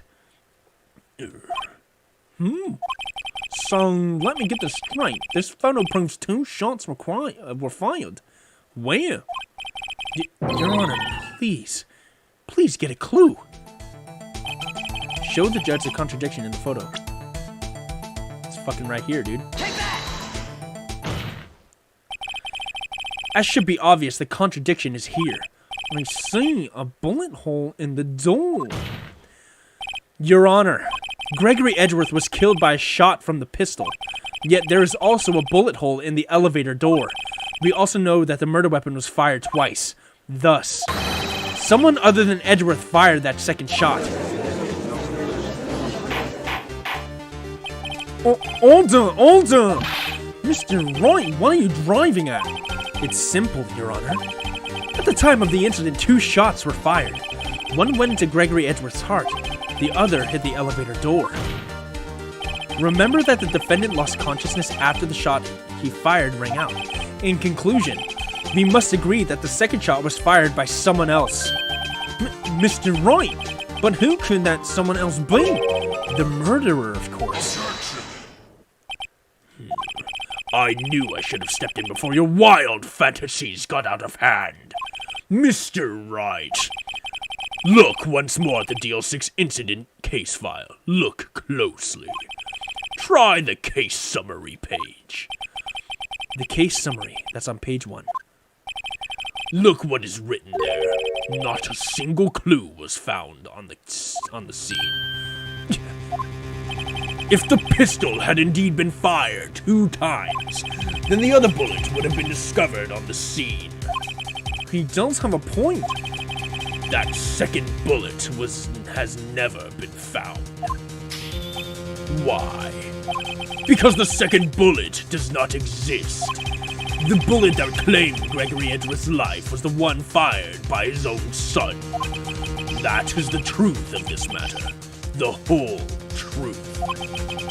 It was undoubtedly something else that made that bullet hole in the door. I don't believe you. Order! I will have order! Mr. Wright has proven one thing to us quite clearly, that the murder weapon was fired twice at the time of the incident. However, as Mr. Von Karma says, the second bullet fired was not found. It is highly unlikely that the police merely overlooked the second bullet. So, all we have is the single bullet fired. I'm afraid I have to discount the defense's claim. I praise the judge for his wisdom in this matter. God, how did this happen? I don't believe that the second bullet didn't exist. Was I wrong? Have I been wrong about this whole incident? What are you doing, Nick? Why aren't you raising an objection? I'm sorry, Maya. What? It looks like I was wrong. Nick? If the second bullet wasn't there, then all my conjectures are for nothing. No. But you said you'd do it, Nick. You said you'd get Edgeworth declared innocent. I'm sorry. It's just when I saw the photograph, I thought that 2 shots had been fired. I was so certain of it. I thought I'd won. I thought there was another person, someone else who fired the killing shot. But now, I was wrong to think it could be that simple. This case has stood unsolved for 15 years. Nick. Well, it seems that we have finally cleared up this incident. Only 1 bullet was found at the scene of the crime. That shot was fired by Miles Edgeworth. Precisely. I would like to ask one thing of Miles Edgeworth before passing my verdict. Have you been paying attention to the trial so far? Yes, Your Honor. Do you have any objections? No. No, I do not. So you killed your father, though that was not your intention? Yes, I did. Oh no. He's accepted the guilt. Very well. The statute of limitations on the murder of Gregory Edgeworth runs out today. Therefore, I must pronounce a verdict on the defendant today, right here. Right now. Indeed. Does anyone have any objections? I've been here before. It's just like my first day in court. There are so many things I should be saying. But my mind's gone blank. I just can't find the words. Mr. Wright? I have an objection. Objection! Your Honor. Your Honor, I object! Mr. Wright, on what grounds do you object? Nick? I don't know. His case is perfect. Oh no. Gah! It must exist. The second bullet. What? What did you just say? Nothing. The second bullet must exist? But where? Someone took it. It seems waiting is not going to produce us any answers from Mr. Wright. Wait, Your Honor. The second bullet. It existed. What? But we just had proof that it did not exist. I realize that, Your Honor. I'm really grasping here. It's just someone took it from the scene of the crime. That's what happened. But who? The murderer. The murderer? Then tell us, just who is this murderer? I'm still thinking about that one. So the criminal took the second bullet, but why? Huh? First of all, how would they have found it? It's not easy to find a stray bullet, Mr. Wright. Was there some pressing need for the murderer to search for that bullet? The murderer had to find it. The murderer didn't need it. Of course there was a need. That's why they took it. Bah! What possible reason could they have had? Well, the reason the murderer took the bullet away from the scene from them is... Oh god. Oh my god. Oh my god! What the fuck? I don't know! The bullet would be proof. Yeah, obviously, the bullet would be proof. Maybe they thought that the bullet would be used as proof? Proof? It was a special bullet, so they took it with them. If that was the case, then they should have taken the bullet from inside Gregory as well. Huh? Why would they only take one of the 2 shots fired? Oh, right. Mr. Wright, have you really thought this through? I'm going to have to penalize you. Oh, shit. Oh, shit, mate. This is... Was there some pressing need for the murderer to search for that bullet? The murderer had to find it. Yeah, the murderer had to find it.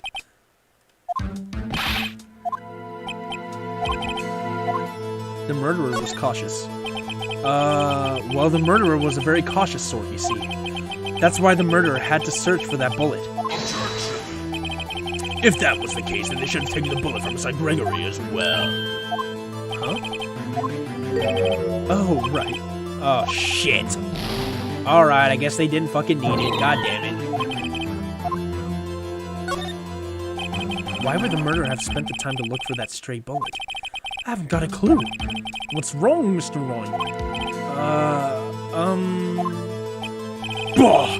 The murderer had no reason to take that bullet. You don't want to admit it, but it's true. Ugh.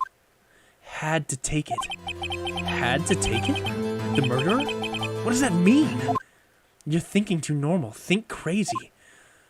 Don't think why the bullet was taken. Think why the bullet had to be taken. Mr. Wright? Yes, Your Honor. I have no idea what I'm doing. Well, the murderer had no intention of taking the bullet from the scene. But, the murderer had to take that bullet. Had to, Mr. Wright? What do you mean? Well, for instance... For instance, what? Maybe the bullet, hit the murderer? The bullet hit the murderer? Just saying, for instance. I mean, if it hit you, you would have to take it with you, wouldn't you? It's not like you could perform surgery right there. You know? Wait a second. I was just talking off the top of my head, but what if that's really what happened? Let me get this straight. So, at the time of the murder, the murderer themselves was shot, and they left with the second bullet still inside of them, thus leaving only one bullet at the scene of the crime? Yes. I guess that's how it would work, yes. But there was a problem with that. The other 2 people rescued from that elevator, Miles Edgeworth and Yanni Yogi, were both unharmed. So that would mean... The murderer came from outside, yes.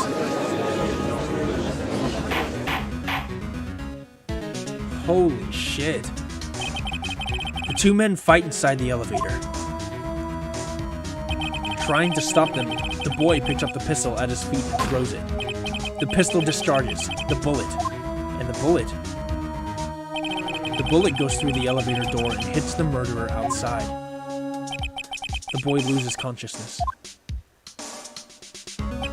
Then, the murderer opens the elevator door and sees the men inside.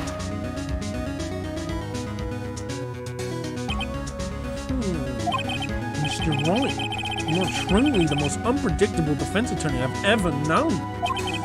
I can tell you're grasping, yet I cannot deny the possibility of what you say.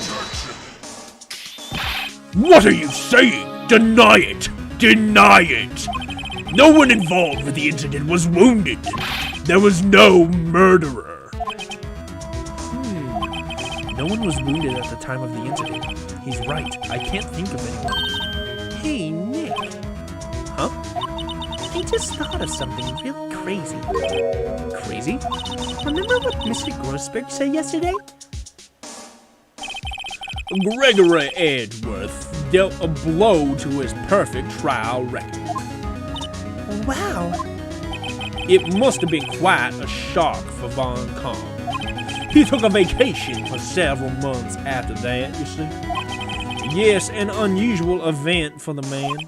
That was the first and the last vacation he's taken in his many years of prosecuting. What if Von Karma didn't take that vacation because of shock, but took it because he was injured? which would mean It could only mean one thing. he was the murderer in the Deal 6 incident. He was the man who shot Gregory Edgeworth. It was Von Karma. Oh man! Something wrong, Mr. Wright? You seem dazed. No, Your Honor. Well, you have indicated the possibility that the murderer came from outside. Can you give us the name of your suspect? Uh-oh. Should I come out and say it now? Oh my fucking god. Oh my fucking god!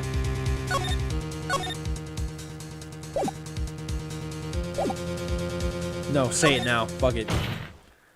Your Honor, there is a suspect. One lone suspect. Well, this is certainly interesting news. Very well, Mr. Wright. Who is your suspect? My hands are shaking. What? Von Karma! Von Karma?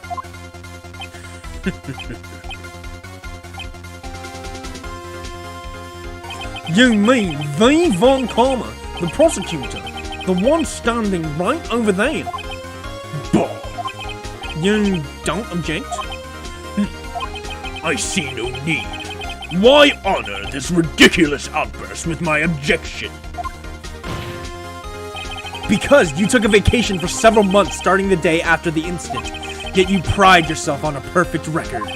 Why would you take such a long vacation without any reason? So, you're claiming that I took a vacation to heal my injury from the incident?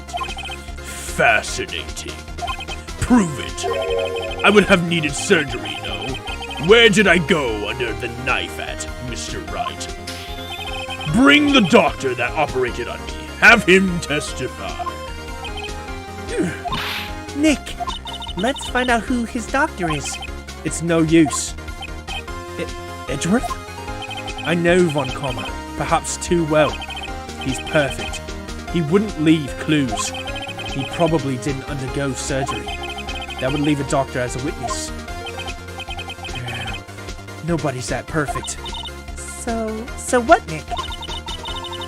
Did Von Karma pull the bullet out by himself? That's insane. No, he couldn't have. You can't just pull bullets out of yourself. Wait. What does that mean? That bullet has to be somewhere. But where? Well, Mr. Wright, can you produce evidence to prove that I was shot? I got it. I got it, dude. I fucking got him. Alright, Von Karma. I'll prove it.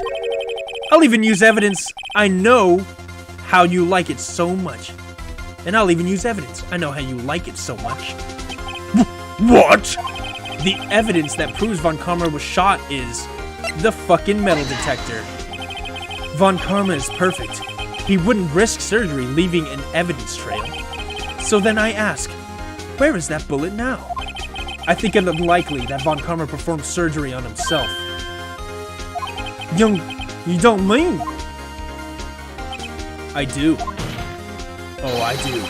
There is the possibility that the bullet is still inside Von Karma. Holy shit! Is that even possible for all these years? Well, there's one way to find out. We could use this metal detector. Well, Von Karma, I'm going to run this over you and see what we find. I refuse! You refuse? But refusing this means you acknowledge that the bullet is still inside you. Order! Your Honor, the defense requests that we be allowed to use the metal detector. Judge, I call for a suspension of this trial. This is an invasion of privacy. The statute of limitations runs out on this case today. It was you who said we had to end it right here, right now. Enough! I permit the use of the metal detector. Mr. Von Karma, you will submit yourself to testing. Nick, what does this mean? I don't know, but we have to give it a shot.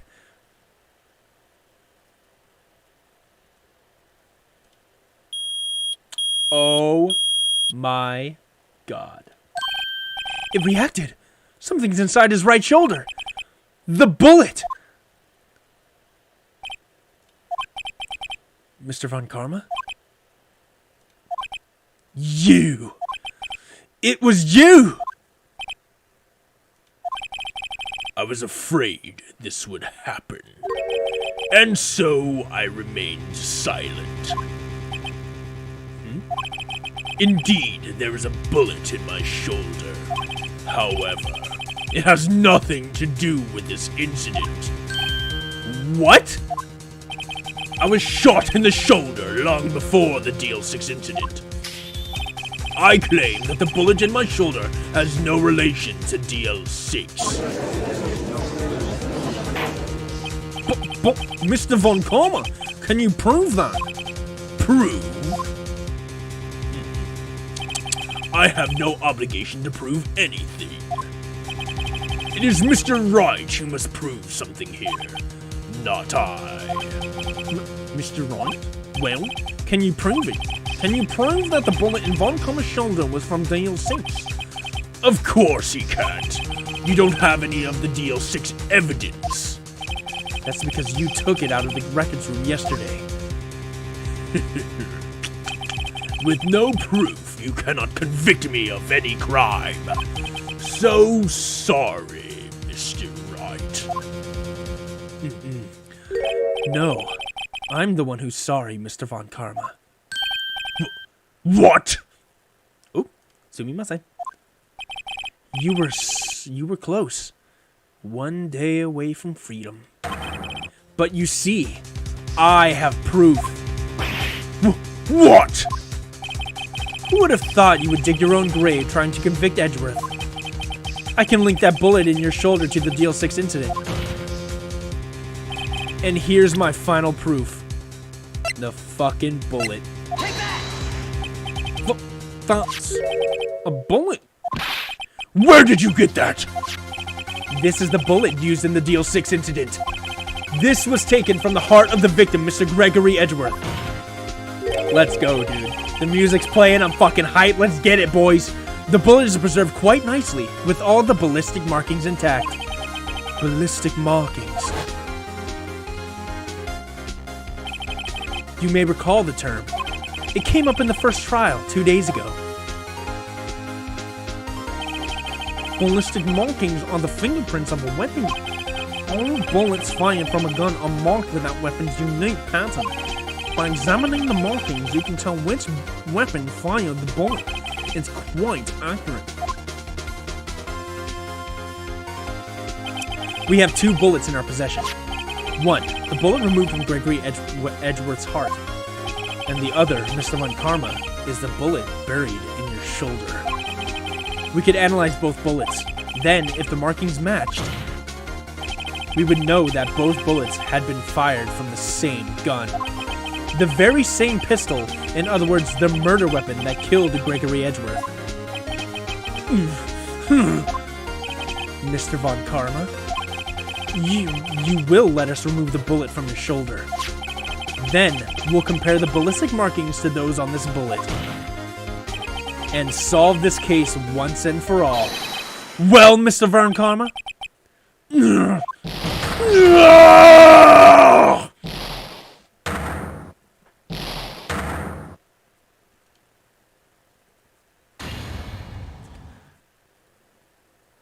That scream. I've heard that scream before. Wait, I know.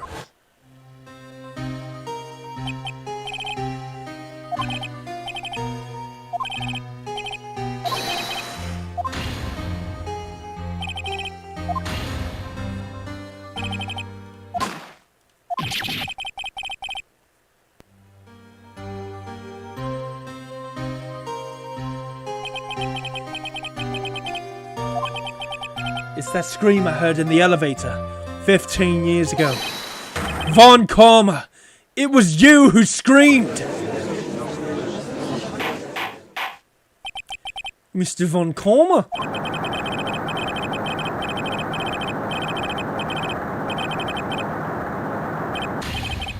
Sir, it was you.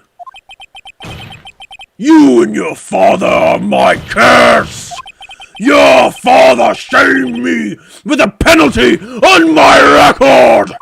And you left a scar on my shoulder that would never fade! I'll bury you! I'll bury you with my bare hands! Death! Death! 15 years earlier. Chief Prosecutor, I am sorry. Von Karma, it's not like you to make this kind of error. I never would have thought that Edgeworth would be the one to catch you. I was careless. I'm sorry, but you will have to be penalized. I've covered for you in the past, but not this time. Edgeworth! It was a shock like none I had ever known. Me? Penalized? It took hours for me to regain my composure. Suddenly, I found myself in the darkness. I was in the court records room. I must have wandered in there without thinking where I was going. The room was pitch black. The lights must have gone out. I went out into the hall and felt my way to the elevator. I pressed the button, but nothing happened. Then, there was a noise. I was in pain. A horrible, burning pain in my shoulder. Just then, the lights came back on. The elevator door opened before my eyes. I saw 3 people inside, all laying unconscious from oxygen deprivation. But to my surprise, a pistol lay at my feet. I knew it then. It was my destiny.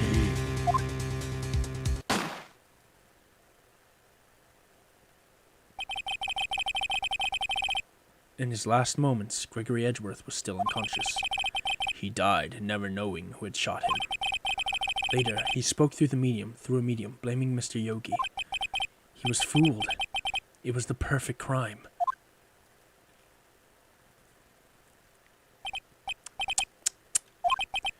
Who would have thought another man would have come to open that elevator door? Judge! What? What are you doing? Do your job. Bring an end to this miserable charade. Now, end it! Very well.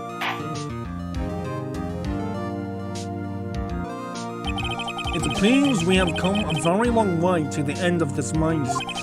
15 years later, Mr. Miles Edgeworth? Yes, Your Honor.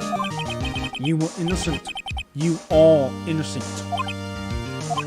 As you said, it was all a nightmare. Yes, Your Honor. This court finds the defendant, Mr. Miles Edgeworth. 2 not guilty verdicts in 1 day, baby. Let's motherfucking go. It's me. That is all. This court is adjourned. Holy fucking moly, dude. December 28th, 5:38 p.m. District Court, Defendant Lobby Number 2. Nick, we did it! Did you see his face? Von Karma looked even paler than usual. He's pretending to be all cool, but inside you crushed him, Nick.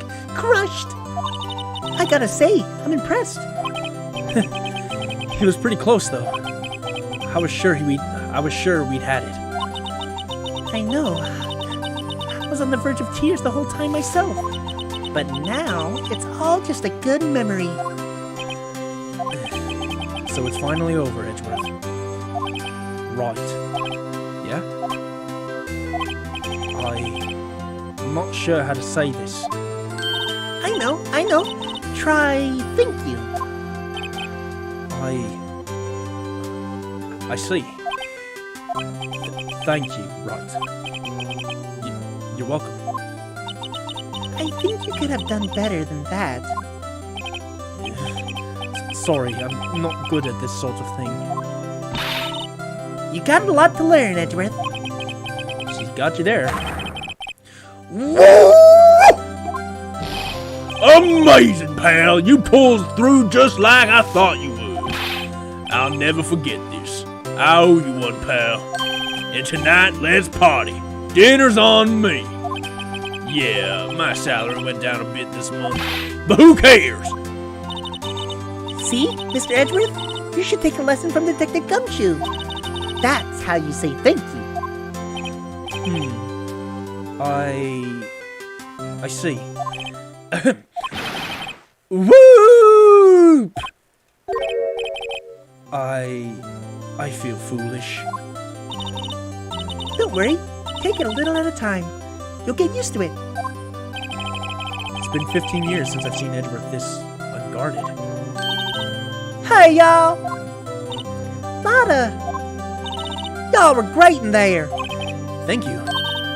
Yo, Edgeworth, congrats. Thank y'all very much. I knew you were innocent from the start. Of course. Just look at you. You wouldn't stick your hand in the cookie jar even if no one was there. You were the witness on the first day of the trial, weren't you? Yeah, well, let bygones be bygones, eh? Speaking of which, what are you going to do now, Lotta? Who, me? Oh, I went back to college. I gave up trying to be an investigative photographer. Pretty quick. Really? That's too bad. Huh? Isn't that the hot dog guy from the park? Huh? It's over, Nick. My life is over. Why the sad face, Larry? What happened now? Oh, Nick, I'm not long for this world. You don't look sick. It's Keonce. She's going to live in Paris. Paris, Nick. She's leaving me behind. Should have seen that one coming. Yo, Edgy. There you are. Yes. Here I am. Congrats, Edgy. Here, a little gift from me in celebration. Celebration? That's unusual for you. Harry Butts, you come along tonight too. My treat, pal. Huh? Thanks. Looking forward to it. Yo, Nick.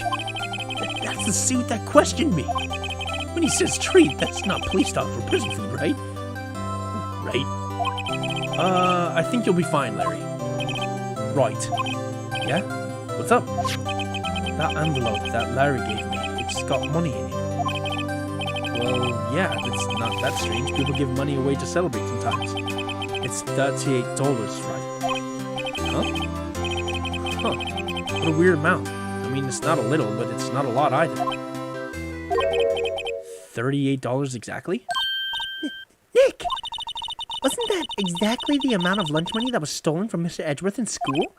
$38? No. No, Larry, it was you!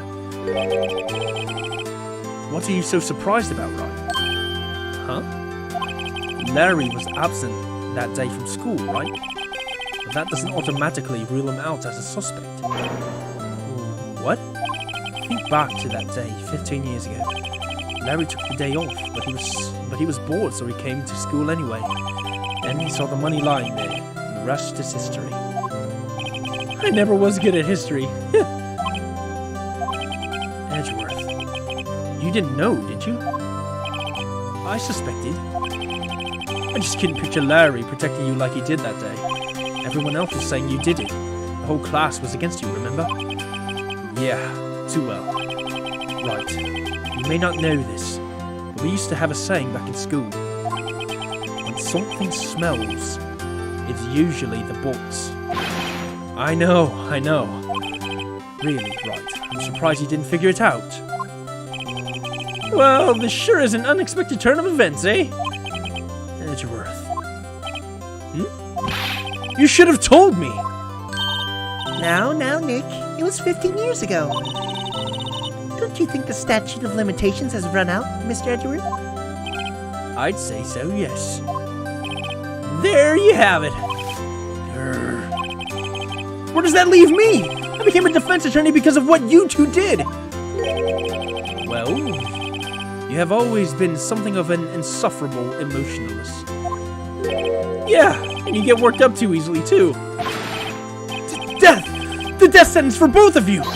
Man, if only I had known, I'd have become a prosecutor. The same goes for me, only the other way around. For the longest time, I thought I might have killed my own father. I thought I might be a criminal. I became a prosecutor. In part to punish myself. If I had known the truth, I might have become a defense attorney after all. Edgeworth. Want to switch, right? Hey, y'all, line up. I'll take a photo. Hey, photo time. Let's go. And after that, dinner on me. Let's fucking go, dude. Detective Gumshoe took us out on the town that night. We celebrated Edgeworth's newfound freedom, even though Edgeworth himself was still in detention. December 29, 5:02 a.m. Wright & Co. Law Offices. Whoa. I went a little overboard yesterday. My head hurts. Huh? It's still only 5. Maybe I should go back to sleep. What's this? A letter. Good morning, Nick. Oh, dude, this song. You were really impressive yesterday. Seeing you, it made me think about what I'm doing here. I'm a spirit medium, in training, of course. I wanted to help Mr. Edgeworth, too. I wanted to help you. But I couldn't. I was useless. So, I've decided to go back to my training. I'll become a full-fledged spirit medium, for starters. I couldn't say it to your face, so I left this letter. Goodbye, Nick. Oh, well that feels kind of bad. Goodbye? What time is it? Gah! The first trains for the mountains have already left. To the station.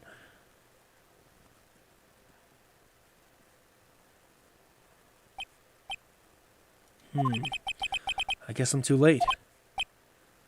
Hey! Nick! Maya!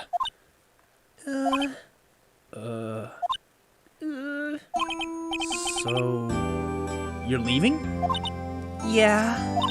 It's hard being a spirit medium who can't talk to spirits. And... I think you'll do fine without me, Nick. Be good. Okay? Hold it! Wait! What? I never could have saved Edgeworth without your help. Huh? On the last day of the trial, I heard her. I heard Mia's voice. You heard my sister? Yes. Only her voice, but still. It was at the very end when I thought we'd lost everything. Well, that's my sister for you. Detective Gumshoe helped, and Mr. Grossberg, and even Larry. I'm the only one who couldn't help. I was useless, Nick. But you were the one who stopped Von Karma, Maya. Huh? I didn't do anything. All I did was wander around in a daze. Sorry, but I have evidence that you helped. Evidence? Show Maya some evidence.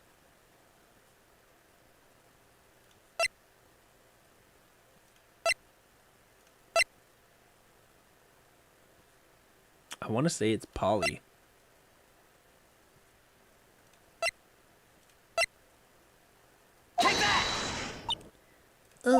Huh? Sorry, Nick. I guess I don't understand. Uh-oh. Now I think about it, I don't understand this evidence either. It's okay. You don't have to try to cheer me up. But one day, I'll come back and be useful. I promise. Well, I fucked that one up. So, this is it. See you soon, Maya. Rip in peace, dude.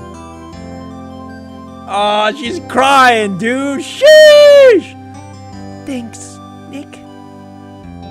Damn.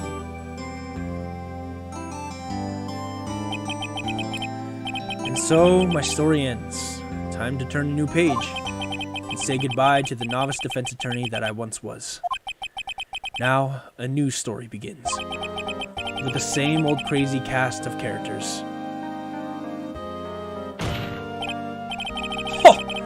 Don't think you've graduated yet, amateur. Mr. Wright, perhaps you'd like to rethink that claim?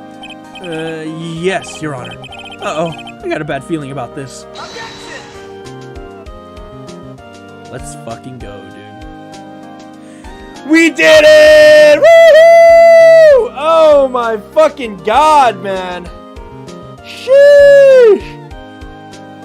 Ooh.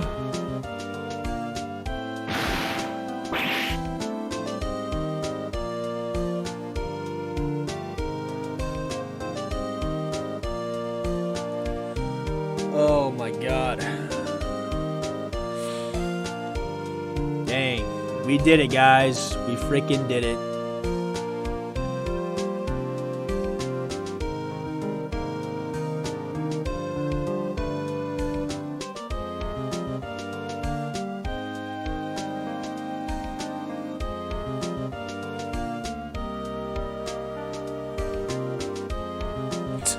Fucking Larry. Tatsuro Iwamoto. Graphics.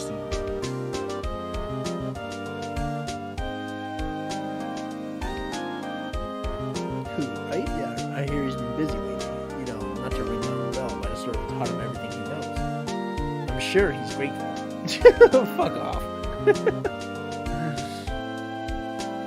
Main programming. Noriyuki Otani. Or Otani. The freaking bellboy. Phoenix Wright. Is there any way to skip this? Oh, I guess I can't. Oh well. Oh man, it feels freaking good. Feels good, guys, to solve the fucking case and do the thing. Masakatsu Endo programming, huh? Dang, man. What a freaking journey it was. Absolute trip. Sheesh. I think we earned it.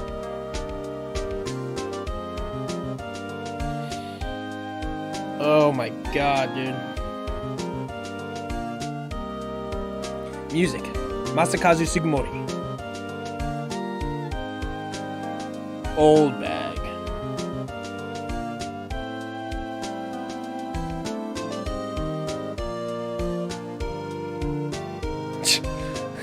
Classic old bag. Sound effects. Atsushimori. Atsushimo.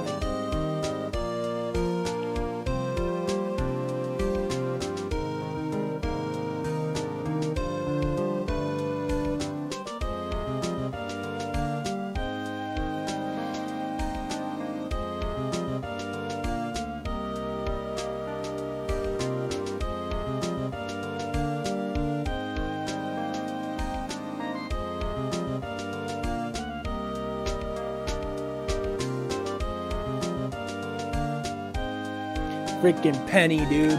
Oh, man. Whew. I'm glad to finally be fucking done, dude. With this fucking... With at least Ace Attorney. We'll definitely come back for whatever the second game is. I think it's Justice for All. I think. I'm not sure.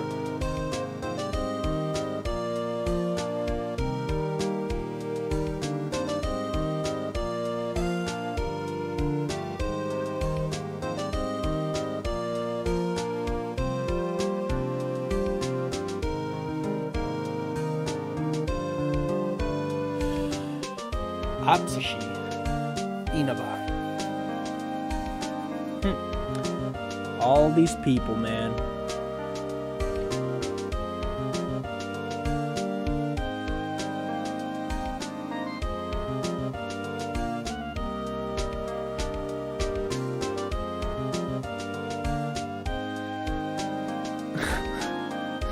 Oh, Lotta. Dude, I hope it shows Von Karma in a cell. Rotting away for his crime. Holy shit, there's actually a ghost and it's frickin' Mia.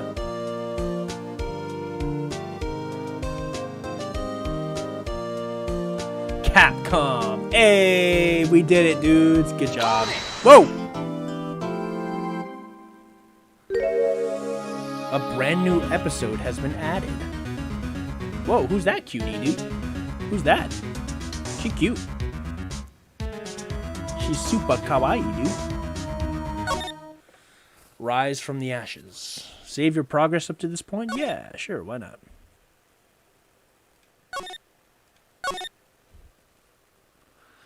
God damn. Alright, guys. Let's go ahead and head back to the room. Because we're freaking done with Phoenix Wright for today. Holy smokes, what an excellent stream. Or at least gameplay. I had fun. I don't know if you guys had fun watching me. You know, there's only one of you guys here, so. It is what it is. We'll play this one. Oh, man. All right, guys. So, finished up the first game of Phoenix Wright, I believe. I had fun. That fucking case was insane. And I totally botched the ending with Maya. I feel bad. I feel like I'm gonna go back through it and basically try everything. I do have that last save file that was before that moment, so just to get some closure, I'm going to go ahead and redo that whole thing off stream. But yeah. I just want to say thanks to anyone and everyone who tuned in to watch stream today. I really, really, really appreciate it. It means a whole lot to me. But yeah, I'm going to go ahead and end it off there. My name is Moshi from HangBrosVT. Thanks for tuning in. Don't forget to like, comment, and subscribe. It means a whole lot to us here at HangBros. And I'll see you in the freaking next one. See ya. Johnny. Bye.